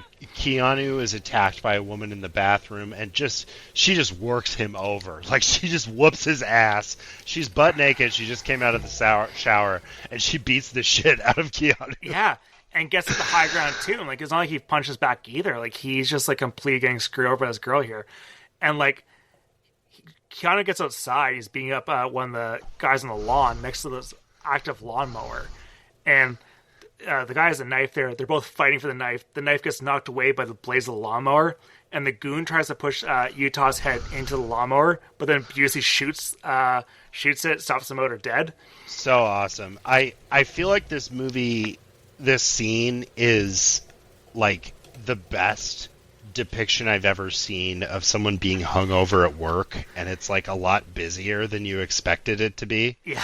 You're like, for whatever reason, like that lunch shift, you're just getting your ass kicked, like you're just in the weeds, and you show up like a little bit late, and you're like, I can kind of like fart through it tomorrow, it'll be fine, I'll make myself some brunch. But no, you get there and you're just getting your ass kicked the entire shift, and that is like what's happening here. Like Keanu feels like shit. Everything is too bright to him. It looks like he's hungover. Everything's really noisy. Yes, it's all shot really like overstimulating. And you feel his feeling walking into his own raid late and feeling like shit. And then he's like basically trying not to barf. And he's just getting his ass beat in the bathroom and his face pushed into a lawnmower blade. Yeah. I love when Busey has the gun to the guy. He's like, speaking to the microphone, squid brain. That's good shit. And then we get an awesome Tom Sizemore cameo here. I forgot he was in this movie. Like, he is really good. Like, Tom Sizemore is a scummy human being, but, like, he's especially in the 90s, great actor. Yeah.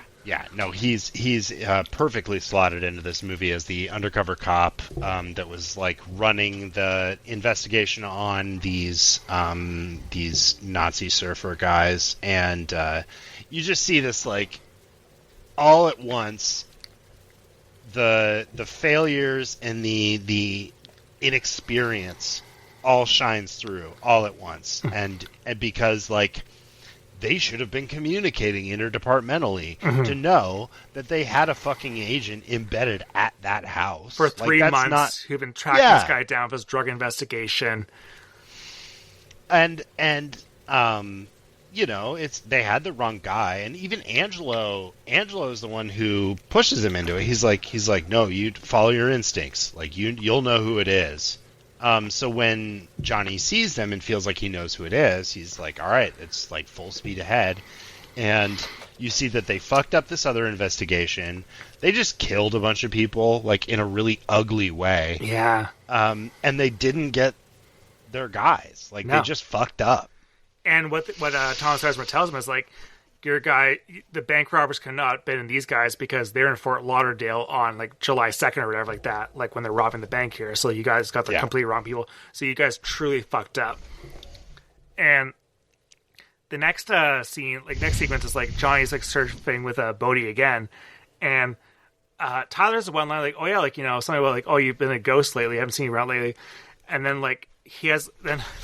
It's a kind of a bit clumsy how like Johnny pieces together that maybe Bodhi's robbing the banks, because like then it flashes back to like Busey saying like, oh yeah, these guys are ghosts who are robbing the banks. Like, oh yeah, it could be them. Like, at least like, you know, I think like from this, like if you've watched the movie before, you kind of gonna assume that Bodhi's people are the true bank robbers, right? Like, yeah, but you're also sort of under his spell. It's like the cult leader thing, you know. Like his line of bullshit sells pretty well.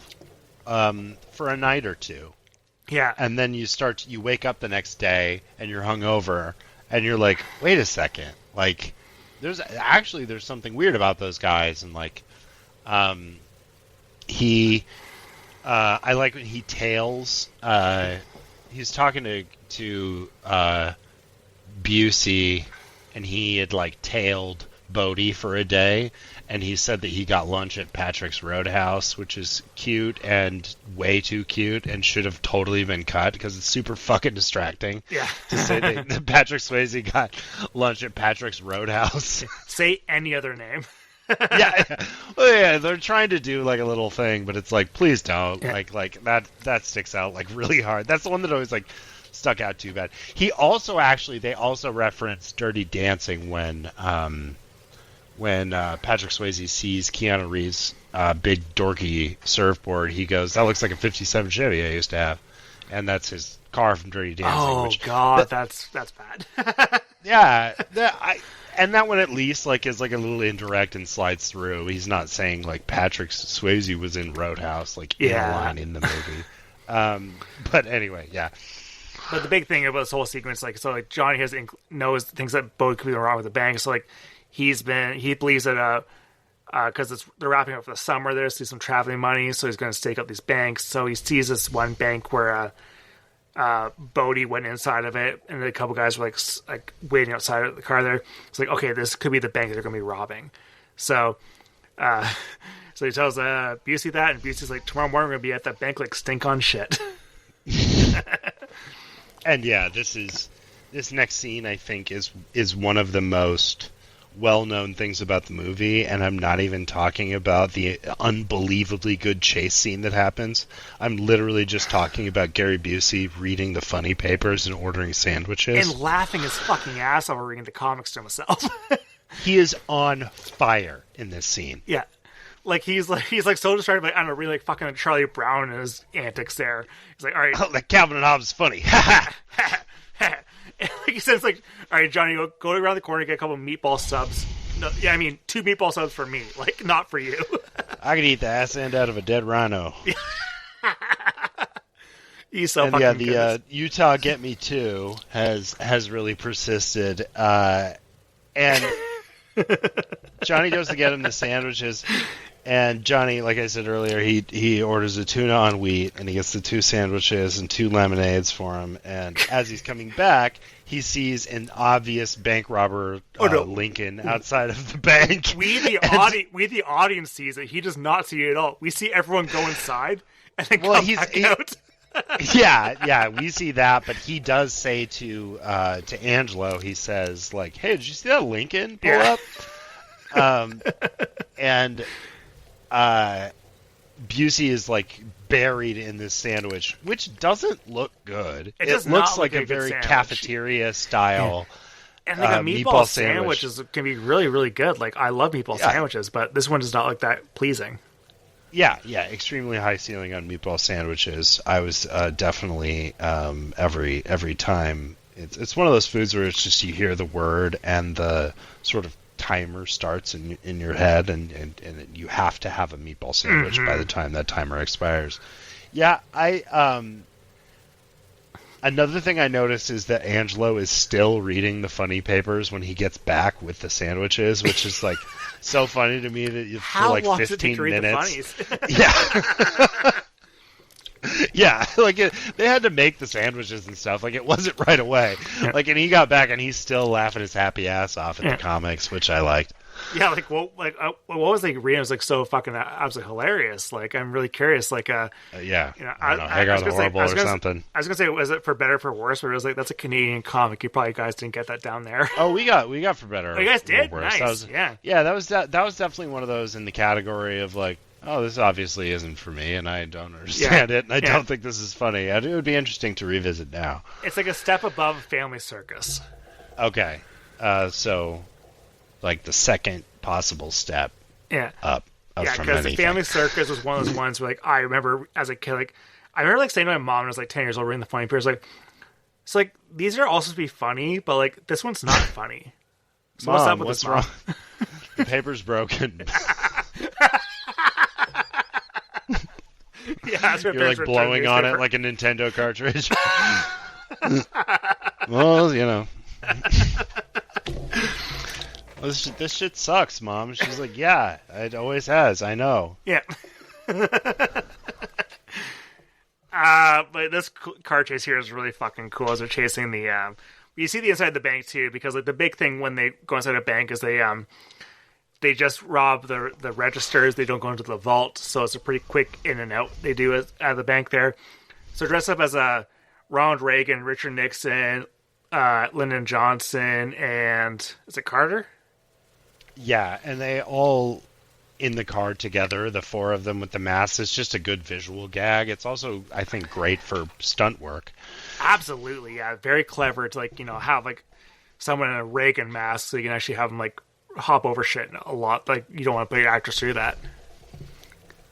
Yeah, you can. There's definitely some parts where it is Swayze throughout this, because he is, like, one of those guys who really demands to appear, and because he's fucking good at it, because his physicality is good. Mm-hmm. I love the Reagan at like the gas station with the flamethrower torching the car. It looks so sick. It's also like, it reminds me of like fucking like Adbusters or something, like Ronald Reagan. Like, I don't know. It's so like heavy-handed 80s lefty symbolism, and it's practical. It looks great. Practical effects. It looks awesome. Real fire, real explosions. And Utah and the Reagan guy get into a fight amongst the fire at the gas station too. While he's on fire. They fight while he's on fire. It's so fucking cool. And then like the Reagan, that's crazy. And Reagan runs away, and he's still on fire. He passes himself off the fire, all the fire off of him. And then this chase scene gets even better because they're running on foot. He like slaps it off of him while he's running away. Like it works within this.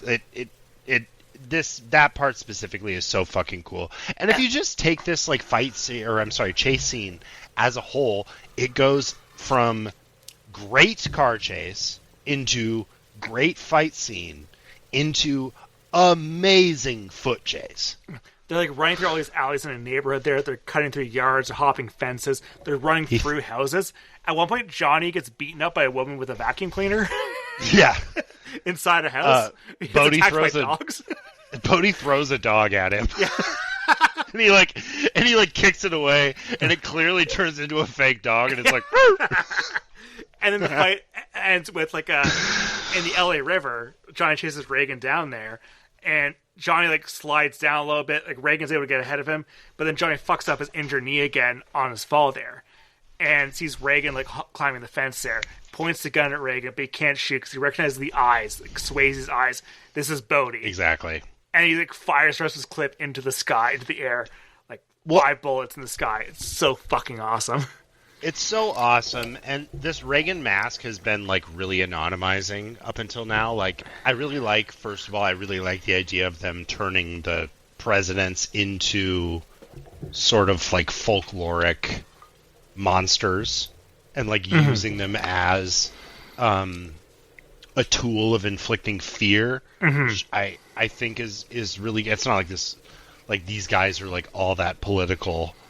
ultimately, but it is that kind of good, like, surface level political take that, like, they have on things. So Reagan says it at one point. He's like, "We've been screwing you for years. Like, you can take another 10 minutes." Like, and like the Nixon one says, "I'm not a crook" at some point. Like, yeah. So do you think Point Break remake? We're gonna make it right now. So you have the past four present. So you have Donald Trump. 1 second, really quick. I do want to get to this. I do want, because I was commenting on something you were talking about, which is his eyes. Yeah. Which it takes this mask that has been a monster mask that's been anonymizing up until now, and all of a sudden you see Patrick Swayze's eyes shine through the eyes in the mask, and he looks like it's like fucking Cyclops or something. Mm-hmm. Like it's like this beam of humanity and charisma, and Swayze. Swayze. It's him. Yeah. And it's so obviously him, and that's what stops Johnny from shooting him. Mm-hmm. Was seeing his eyes and saying like, "No, I love like they love each other." Like Mm-hmm. like he was looking at him like, "I love you." Like, this is my mentor. This is my spiritual guide. This is someone who's like helping me in work and life until this point. Whereas like it's like a betrayal for Johnny to realize that like my buddy's a bank robber. All right, so let's cast these presidents. Yeah. We've got Donald Trump, obviously. Yeah. That's an easy one. Barack Obama. It depends if it's a white supremacist gang or not, because they may not want to wear a black mask. Yeah, I think they can work it in. Mm-hmm. And then Bush for sure. And then there's got to be like an oddball, goofy one, like I don't know, William Henry Harrison or something. Taft. Whatever it is, it would be too much. It'd be so funny. Like you get the recognizable, you get Lincoln, you get like Obama, you get like JFK, and you get William Henry Harrison. Someone always forgets about. John Tyler. That'd be good. Actually, a distraction, because like, if you don't want people to identify you in the game, like, yeah, I recognize these three presidents, but that fourth guy, I don't know who it was. I was like thinking of my seventh grade history thing. Like, I don't know. I think he was like that bird from the Muppets. Yeah.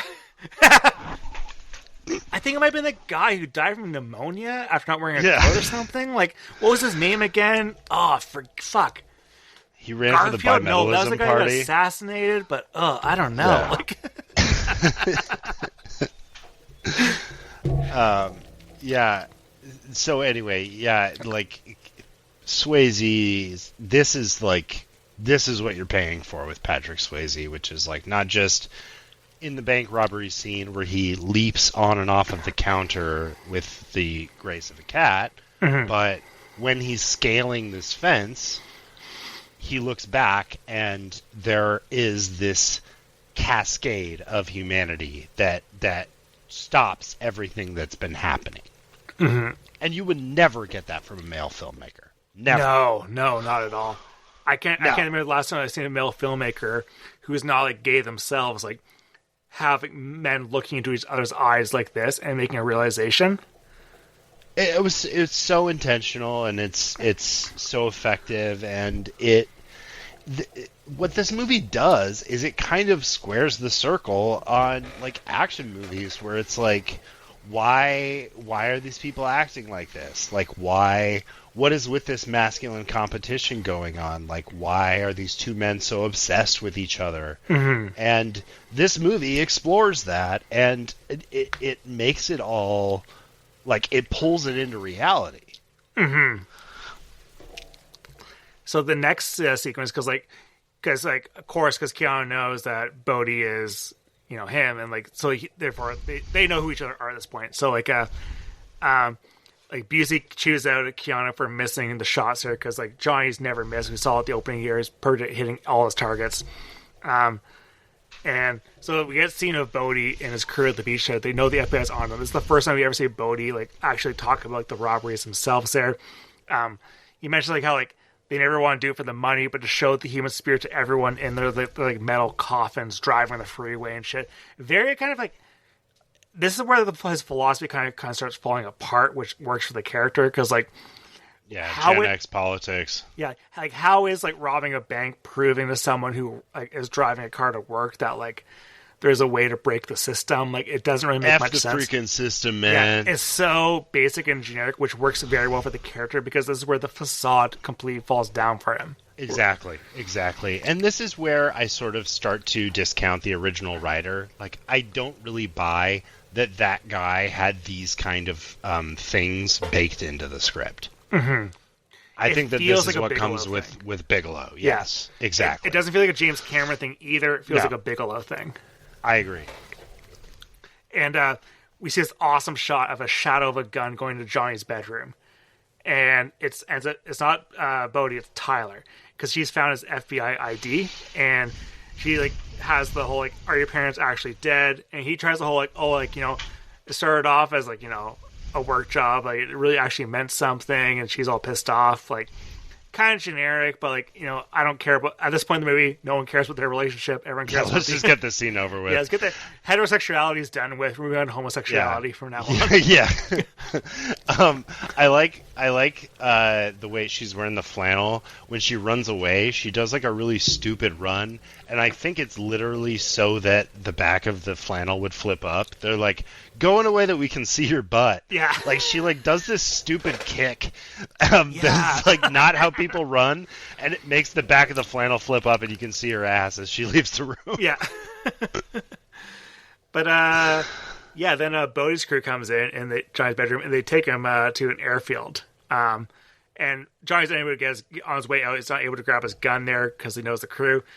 So, like, it turns out at the end of each summer season for the bank robberies, they go skydiving as, like, a final thing to do. Have you ever been skydiving?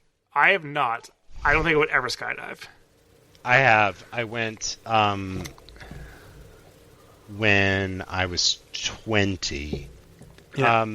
I don't think I don't really have like a super big I'm just not, I don't have that gene that desires that kind of thing. It was really cool.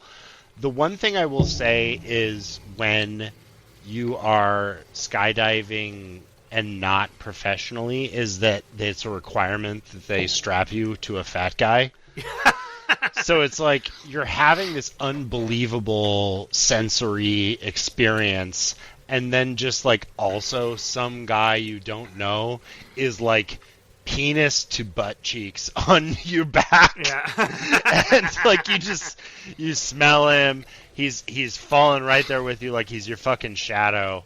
And so I'm not saying like I'm so like I don't want like a man to touch me. What I'm saying is like it all really gets mitigated by that, and I understand why some people really go in and do all of the like training and get the certification, so that they can get past the part where you have to do it with like another dude, like breathing on the back of your neck. But I did do it, and it feels pretty cool to fall from an airplane and land on the ground. One of my roommates who was not actually that close with, like when we first started living together, he was doing some skydiving in Nova Scotia, and he was, with one of those guys, a guide or anything, and the first parachute did not work, so I did the reserve chute. But apparently the guy was freaking the fuck out as he was trying to activate the reserve chute. Like, absolutely freaking the fuck out. And, like, legitimately, my roommate thought he was going to die because the guy was not being reassuring whatsoever. Oh, no. And he's like, we're going to fucking die, man. Something like that, yeah. And so, like, I get back from school, and, like, my roommate gives me a massive, big hug. I'm like, what the fuck? Like, we're not, like, that kind of person. And gives a whole run of, like, Jesus fucking Christ. Like, your roommate's like, I actually understand the value of a human life now, and I understand that every moment is precious. Yeah, and honestly, at time where, like, he said, like, that completely changed him. Like, that was, like, the near-death experience. Like, like, I'm, like, it did change me, but I'm never going to skydiving again. Yeah. And I'm Christian now. Yeah, he was Hindu, but now he's Christian. But so the skydiving scene, like, and I like the bit of suspicion where Johnny's like, oh yeah, who packed my chute there? And Bodhi's like, oh yeah, no, it's me. Don't you trust me? You have to earn trust. Yeah, so they do this like funny sort of ball and cup game where they toss the parachutes around to each other for a while and mix them all up. So, so like Bodhi, so like it's, and then so they all jump out of the plane, and this sequence is fucking incredible looking. Yeah, yeah, so good. This is what it's all about. This is Top Gun level aerial photography, and the sky looks amazing, and the jump team is doing a really good job. It's actually Patrick Swayze and Keanu Reeves doing it. Patrick Swayze is a hobbyist skydiver, apparently. I guess his brother had like a plane for it and was a skydiver guy, so he got to get certified through that, and then got to deploy it here, and it looks amazing. And like, I'm trying to think about how skydiving sequences look this good. Like I think the only, like, when I think of like comparable skydiving sequences in a movie, like maybe Mission Impossible Fallout, the Halo jump that Henry Cavill and Tom Cruise do, but that is like a lot more of a intense sequence, because like it's like actually done. Dark Clouds is a very darkly shot scene. There's also the opening to Moonraker, where Bond gets pushed out of a plane without a parachute. That's awesome too, but like, I think it's like Point Break here. This is the most gorgeous looking scene of a skydiving sequence. This is definitely second to Vertical Limit. Is that the Charlie Sheen one? Was that a... Yeah. Is that... Yeah. Yeah, that's the one, yeah. With Natasha Kinski there? Yeah. Yeah.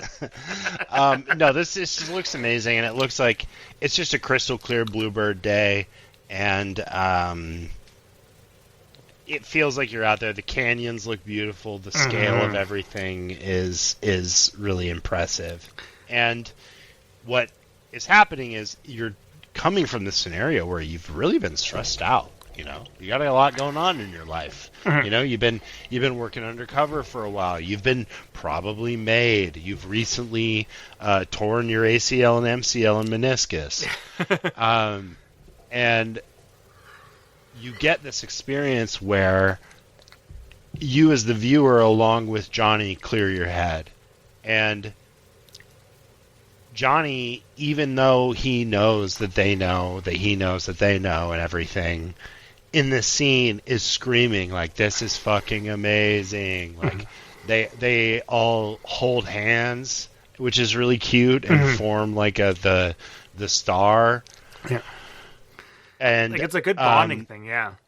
Yeah, and he does that thing that Bodhi talks about, the like losing yourself and finding yourself at the same time. He absolutely all the way through, even though he is going through like agonizing knee pain and is in so much fucking trouble and is like probably going to get killed or something, he can't think about that.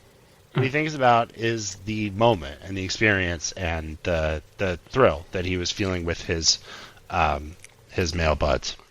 And then the next part of the sequence is like the other guys all like pull the cords and everything, and it's just Johnny and Bodhi together, and they're holding on to one another. They're playing chicken of like who wants to pull the ripcord first, because they want the more extreme thing to do. Yeah. Don't. Whoever comes first loses. And, it's like competitive skydiving gay sex happening right absolutely, here. Yeah. It's like, yeah. And so then Bodhi ends up ripping Johnny's cord. So Johnny launches off first, and Bodhi's just laughing his ass off. Like, yeah. And yeah, they parachute into the water there, and then I misunderstood this part for years. This is just something that happened literally in my brain, probably nowhere else in the world.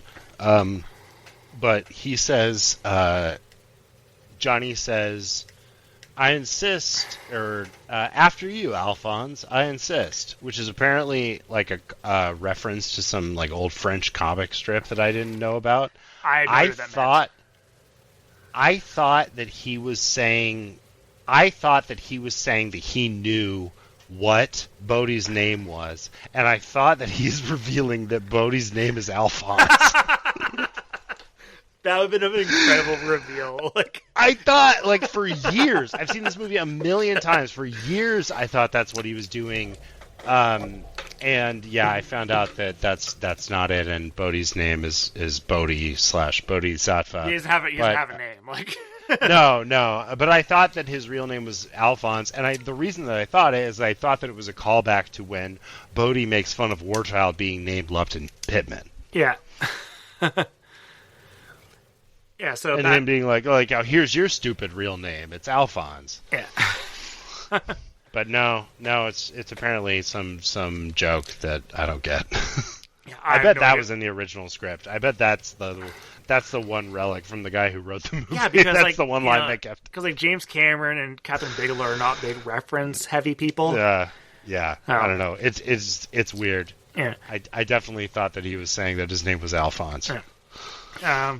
So back on the ground, Bodhi takes Johnny to like a little trailer there, and there's a small little TV monitor, and they're on it's a recording of Tyler gagged to a chair.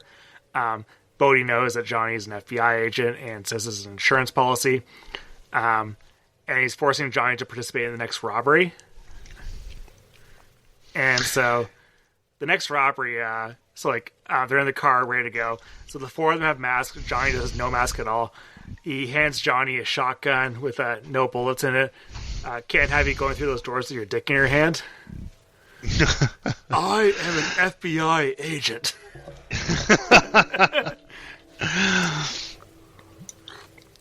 So Johnny's going maskless, and during the robbery, Bodhi forces him to look right into the camera. But Bodhi decides this time he's going to raid the vault, which they've never done because it takes so much extra time to do and more risk. Well, and once again, it's like he doesn't. There's no indication that he needs it. There's no indication that they don't have enough money to go do what he wants to do. He never seems cash poor at all. No, it's just a way of heightening things. For the like thrill. It's just for the ultimate. Yeah, exactly. And he knows that he's not supposed to do it, and that's why he pushes for it in this scenario, because he's trying to compete with and show off for Johnny. Yeah. It's like one-upping everything just for impressing your fellow dude. And yeah, it's like when your girlfriend is around your friends or something, and you're like trying to be extra funny or something. Like it's like that. Like, and so Keanu's like, "You're blowing it, man. You're breaking your own rules." Like calling him out completely. And meanwhile, on the ground, there's a plainclothes cop who has a gun, and he convinces the security guard to take action with him. And so this cop shoots Bodhi in the chest, but he has some like bulletproof vest on. Some gunfire happens. The cop gets killed. One of his own crew gets shot as well. There's a part where Bodhi has his mask off, and he jumps over something. And he was like, "Nobody fucking move!" He looks exactly like MacGruber. Yeah, the haircut is really similar. It's very MacGruber haircut, and Swayze's a very MacGruber like face as well. Yeah. And on the way out of the bank, as they're escaping, Bodhi punches Johnny, so Johnny's left behind. He gets arrested. All the FBI is there. All the cops are there. Busey shows up. John C. McGinley wants him to remain arrested for as an accessory to murder, which I get it. Yeah. And he's well. I like at this point. It at least from them. Like I mean, it's not like they just didn't know what the Tyler thing was or whatever. They didn't have the context. But it's like from a lot of appearances, he is in too deep, and Absolutely. He has like quote unquote gone native or whatever. And I don't think it's out of the question that they would be afraid that he would be participating in shit with these guys at this point. Absolutely. He's a rookie guy, too. He's not that, doesn't have that many connections with the FBI. The only guy that really knows him too well is Busey. He's young, dumb, and full of cum, man. Exactly, yeah. And he takes the skin off his chicken. Yeah. So, Busey and McGinley get a big argument, and Busey ends up punching him out. And says a line about respecting his elders. Yeah, respect for your elders. I looked it up, and Busey's only 15 years older than McGinley, so it's not that much older. But Busey looks surprisingly young. Maybe McGinley looks surprisingly old. Yeah, I would agree. But Johnny says to Busey that they can't arrest or shoot Bodhi's crew because they're chasing down an airport or something. They can't arrest or shoot them because they still have Tyler locked away somewhere. So on the runway, Bodhi and his crew are getting up to escape. Johnny informs Bodhi that they've because they've killed a cop. There's gonna be a lot more police presence chasing after them. They're not going to get away so easily. Wherever they land, there will be cops waiting for them. But if you tell them where Tyler is, they'll completely walk away, let them go. Busey's... I walk away. Walk away. So I walk away. And Busey's like providing cover around like behind the base there and like sneaking around. He kills one of Bodhi's guys, but and wounds Roach, but Busey's ultimately killed. Yeah, really brutal death for him. He does the like death wheeze thing, like you expect. They like zoom in, and it seems like he's gonna have some like cool final line to Johnny, and he doesn't. He just like makes a noise that makes it unequivocally clear that he is dead. Mm-hmm. And like I think I think with the Point Break Fast and Furious connection of it all, like if there were to be a Gary Busey type in Fast and the Furious and Vin Diesel killed that guy, I don't think that Fast and Furious would have like made it as a franchise because like yeah, no, that's a great point. So like maybe that movie does not need a character like that, but like I think that for a movie finale, like having like Bodhi cannot get away after Busey dies in this movie. Yeah, there's just a lot less distance between the protagonists in Fast and the Furious and this, and also like in the Fast and the Furious, they're co-protagonists, which I don't think is the case here. Yeah, I think that they're foils and antagonists. Yeah, it also helps that the Fast and the Furious, like it took until the fourth movie to really build that relationship up. Like, yeah. Like there's a long it took multiple movies for them to become like the family like the movies tell us they're doing. And I love the Fast and Furious movies for the most part, but like it takes a while to build up to that. Yeah. So because they're on the plane now, Roach is the wounded guy on Bo's crew, so he's driving the plane as well. So Johnny Roach is like, I'm so cold. Like, it's really sad. Like, Roach seems fucking bad. Yeah, like, it's a horrible, horrible slow death, too. Because, like, it's not even like... Because, like, you know, he could have just got an ambulance on the airfield and gotten help. But, like, Bodhi's like, we're going to escape all of us. We're going to keep doing this. We're going to ride this all the way, Johnny, you and me. Yeah, Bodhi is kind of like... Because he's always just been so composed and so, like, living in the spiritual place. And he's, like... You're seeing him kind of, like, debase himself, like, a little bit. Like, lying to Roach as Roach dies. He's like, you're going to get all the senoritas and margaritas. Like... Yeah. Like, that's, like, not Bodhi, but, like, but in this scenario, he is trying to comfort his friend who he knows is dying right now. Yeah, because he already had a friend die earlier. None of his friends is dying right here, right now. Like, and, like, he's still trying to do the composed, like, cult leader type thing, but, like, it's, like, falling apart. And you can see it, like, not in Swayze's dialogue, but in his performance, because the dialogue is still very composed, but Swayze's face is, like, losing it very slowly. Yeah, he's doing the oh man, like he, you feel the strain and you feel fear in him, and that's just not something that this character has been able to show you so far. And just to call back to what I was saying earlier, Patrick Swayze delivers a dynamite performance in this movie. Is this his best movie? Oh, by far, I think. I mean, as good as Roadhouse is, and as good as he is in it, and he's really good in other Donnie things Darko. He's done, he is really good in Donnie Darko. But that's more like a kind of fun Easter egg that he's good in Donnie Darko. Sure, I agree that he is, but he is doing so much in this movie, both physically and with his eyes and with his dialogue, and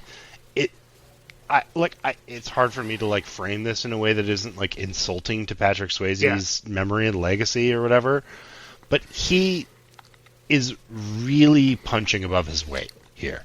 Mm-hmm. Like, I think he could have had like another few great performances like this if it had a director complete tap his qualities, but like I don't think he had that. If they knew what he was for. He also had like a lot of trouble with his body because of the physical performer that he was. I think his back kind of gave out not too far into the 90s, and that made it hard for him to make a lot of movies. Yeah. And then of course in the 2000s he had the pancreatic cancer, so like he's also a chain smoker too, which probably is not going to be helpful for your physical performances too much later in life. Yeah.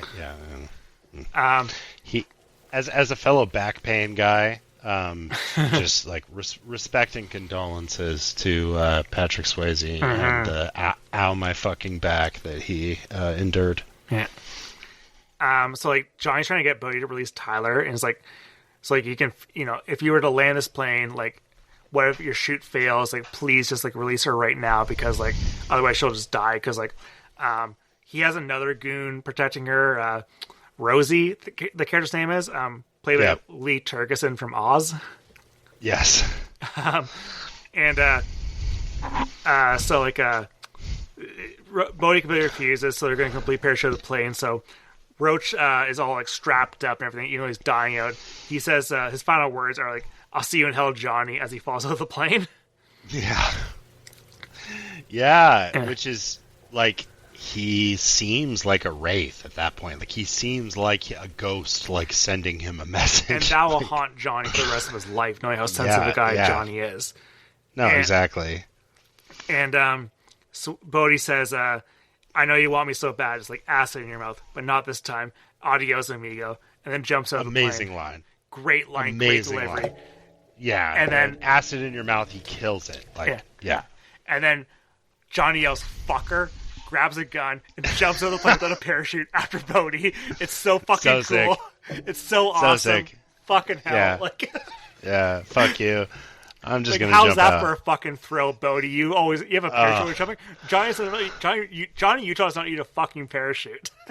Well, and they just displayed, they did a great job in the previous skydiving scene where all of the guys were sort of linked up, and they were like, "Johnny, come join us," and he's able to sort of like Superman angle himself to join them. So you're like, yeah, I guess he can just like, he's capable. Aerodynamic his body into being able to apprehend Bodhi in mid free fall. Mm-hmm. And so Johnny's able to catch up to Bodhi, and they're like hugging each other pretty much. And like Johnny has the gun towards Bodhi's head pretty much, and like he's like, trying to force Johnny. Like the argument is like, pull the cord to save our lives there, but then Bodhi's like, get rid of the gun and you pull the cord yourself, because you can't hold on to me and put the gun to my head there. I'm willing to die. I'm going to kill both of us for my freedom. And so Johnny drops the gun, pulls the cord, and when they land, it fucks up Johnny's knee yet again. And Johnny can't get up. Bodhi's able to get away in the Jeep with Rosie. Just the most abused ACL in cinema history. I know, this thing just gets ripped and ripped and ripped. It's so fucking abused, like, poor fucking guy. Like, Point Break 2 would be a good movie where it's just Keanu Reeves going through rehab like 30 years later. Yeah, he can barely walk for like the last like several scenes of the movie. Yeah, like several full action sequences he does with a completely blown ACL. Yeah, and so like Bodhi gets into the Jeep there. Tyler is free. Tyler and Johnny embrace there. And Bodhi says, like, "Yo, Johnny, I've seen another life." And there's this one really great, like, it's in the back, it's main, but it's kind of subtle, where Roach is dead. You can see his parachute there. And Bodhi says to Rosie, like, "We don't have time to bury Roach," which seems like to be so against his philosophy of, like, friendship and bonding and being spiritual. Yeah, and it's just a continuing humiliation ritual of Bodhi, where all of his, I'm some sort of, above all of this spiritual guru. Yeah. I'm not like the rest of this. I'm not like what I look like. I'm not the crimes that I do. Yeah. I have all of these values, and you just see them get peeled back one by one. Yeah, it's like ends up being a really selfish mentality more so than it's like a community one. And he's no better than like aside from the fact that I guess he's not like an avowed Nazi. They're no better than the Anthony Kiedis crew with Warchild, the guy from Cyborg. Yeah, like it seems like he's like he presents he's able to gather a good community around him because he's so charismatic, but he's not able to foster or care about the community at all in the end. Yeah, he doesn't have any follow through on the things that he's saying, and it's kind of interesting because like what he is preaching, like I said earlier, doesn't have words. Mm-hmm. Like, what he is preaching is like, doesn't it feel good to have no inner monologue? Like, doesn't it feel good to find that moment where your mind and your actions are connected and words aren't any part of that? And he doesn't really have anything to offer behind that, religiously or politically or in any economic terms. He's just trying to fund this experience where he can feel completely disconnected from the world. Mm-hmm. Yeah. And connected to it at the same time. Like, and so, like, the final sequence of the movie is it's much later. Like, it's in Australia. There's a massive storm going on. Johnny's hair is a lot longer. It looks a lot more like his John Wick really hair. They're really faking Oregon for Australia here. It's awesome. It's in Cannon Beach, Oregon. It is definitely not Australia. Yeah, so in fake Australia, big storm's happening. Keanu's hair is a lot longer. It looks like Bill or Ted. I forget which one he played in Bill and Ted. Ted Theodore Logan. That's the one, yeah. And so he goes down to the beach there. And on the way, he runs some surfers. So, like, they don't want to go do these waves because, like, it's too dangerous. It's suicide. And he sees Bodie on the beach there all alone. And Johnny tosses the rake and mask on the ground to his feet there. And Johnny talks about he's been tracking around the world there. He saw, like, Rosie down in Mexico with a fake passport, and Rosie was killed there. Came across an unclaimed piece of meat down in Baja. Turned out to be Rosie. Yeah. Oh, God, so good. And, like, he's been to Fiji. He's been tracking him all over the fucking world. He's obsessed with Bodie still. You crossed the line, man. You gotta go down. People trusted you, and they died. It's so fucking good. And it's amazing. Yeah. And Johnny's completely ready to arrest him, and they can do a final fight at the beach. And, like... And once again, everybody is just soaking wet. Completely wet. It's a complete downpour. They look incredible. The choreography is great. Like... Yeah. Yeah, I was honestly just soaking wet hotties. Yeah. Once again, another scene of soaking wet hotties in Point Break. I was honestly expecting for, like, Bodie to, like, make a kick towards like Johnny's knee because of all the injuries that he knows that Johnny has. Yeah, but it's kind of nice. Not like that. It doesn't happen. It's like a fair fight, and yeah, Johnny's ultimately able to handcuff Bodie's wrist to his own wrist, and by pretending to drown. Yeah, and a police copter arrives somehow in all this big storm. And, Bodie's just begging to him. Like, all these cops leaving the copter. Bodie begs, like, please let me ride this wave. Like, my life's built up to this one moment right here, right now. And, like, Johnny knows that this wave will kill him. This is a suicide run. And Johnny unlocks the cuffs, says, via con Dios, and lets him surf to his death. Yeah. And a guy from Oregon pretending to be Australian yells, "We'll get him when he comes back in." And yeah, he says "via con Dios," which is Johnny understanding that, like, I got my man. We're getting our man, and this is him saying goodbye. And as Bodie tries to ride the wave, you see him not even succeed to stand up. No. And as he's on it on his belly, trying to stand up, the wave crashes on him and, kills him. Mm-hmm. Yeah, there's no real ambiguity at all. I remember, like, watching this first time, like, oh, some ambiguity. Maybe, like, Bodie, like, survives the whole thing, but, like, no, he does not make this wave whatsoever. No, he dies. He gives himself over to it. I mean, it's once again, like, he's committing suicide by accepting the ultimate, both in the bank robbery, because he knows that Bell's Beach thing is, like, that year or whatever. He goes over the line where he would normally go in any bank robbery, completely confirming that he doesn't intend to do it again. Mm-hmm. And yeah, he goes and paddles this wave, which is his goal, which is the ultimate, and that's him giving himself over to dying for this. Yeah. But, like, despite the zen attitude that Bodie has the whole movie, there's no way that guy would thrive in prison. Like, he needs the extreme sports. Yeah. He needs the thrill of a robbery. He needs the adrenaline rush, which you will not get behind bars. Well, and whoever did the stunt work actually does look afraid, like, while they're trying to stand up on the board, and it's really effective. It's a really great, like, looking thing, because, like, the wave's not as big as it actually they're trying to present in the movie, but, like, it looks really like, oh, this guy fucked up. And, like, Johnny watches... And if you go...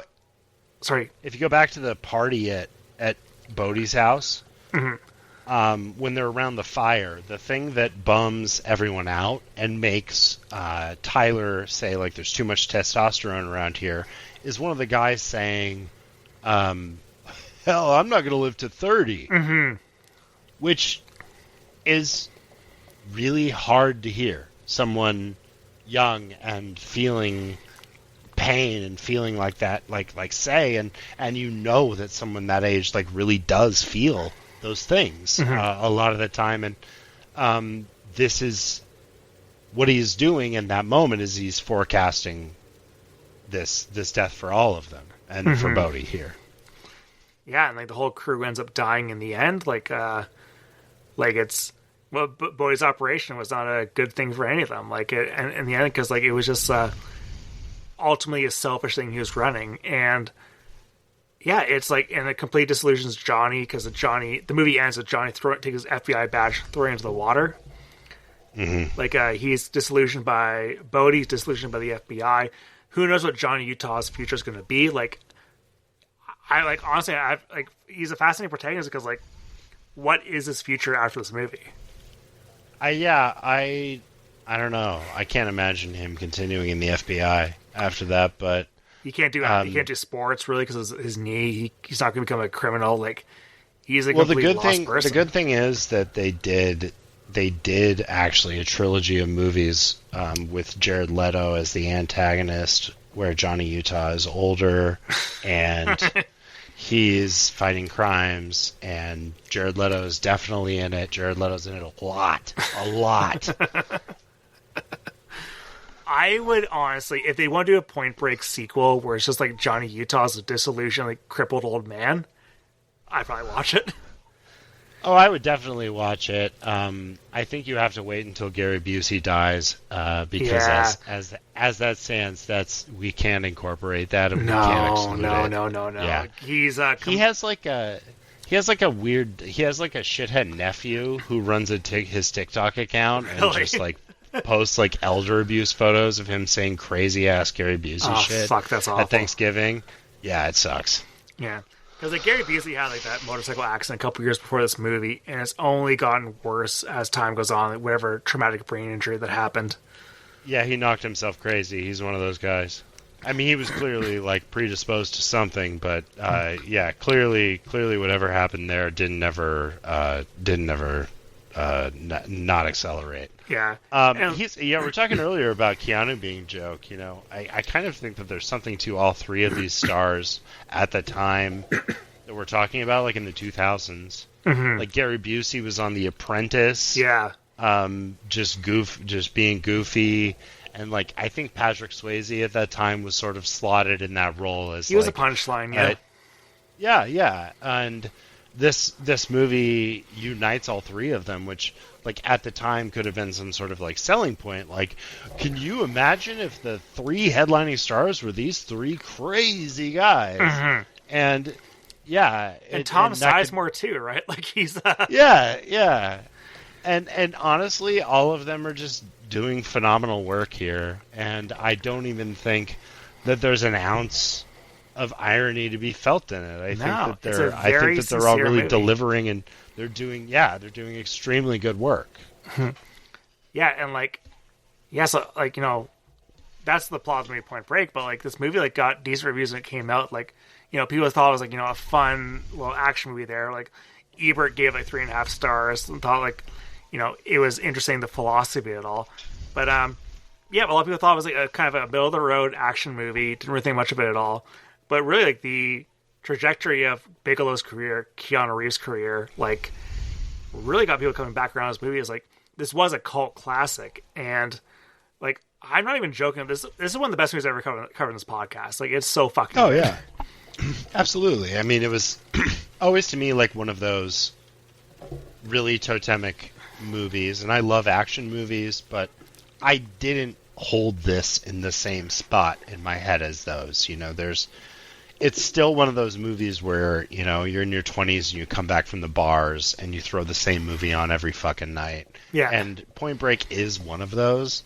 But it is also, I think, a world apart from movies like Bloodsport and Predator and like other things that are also really good in their own ways. Yeah.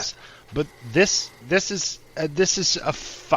movie is fine. Like it is fine cinema. This is really fucking dialed in. This and has really pretty. This has emotional pathos in a way that like Predator and Bloodsport do not.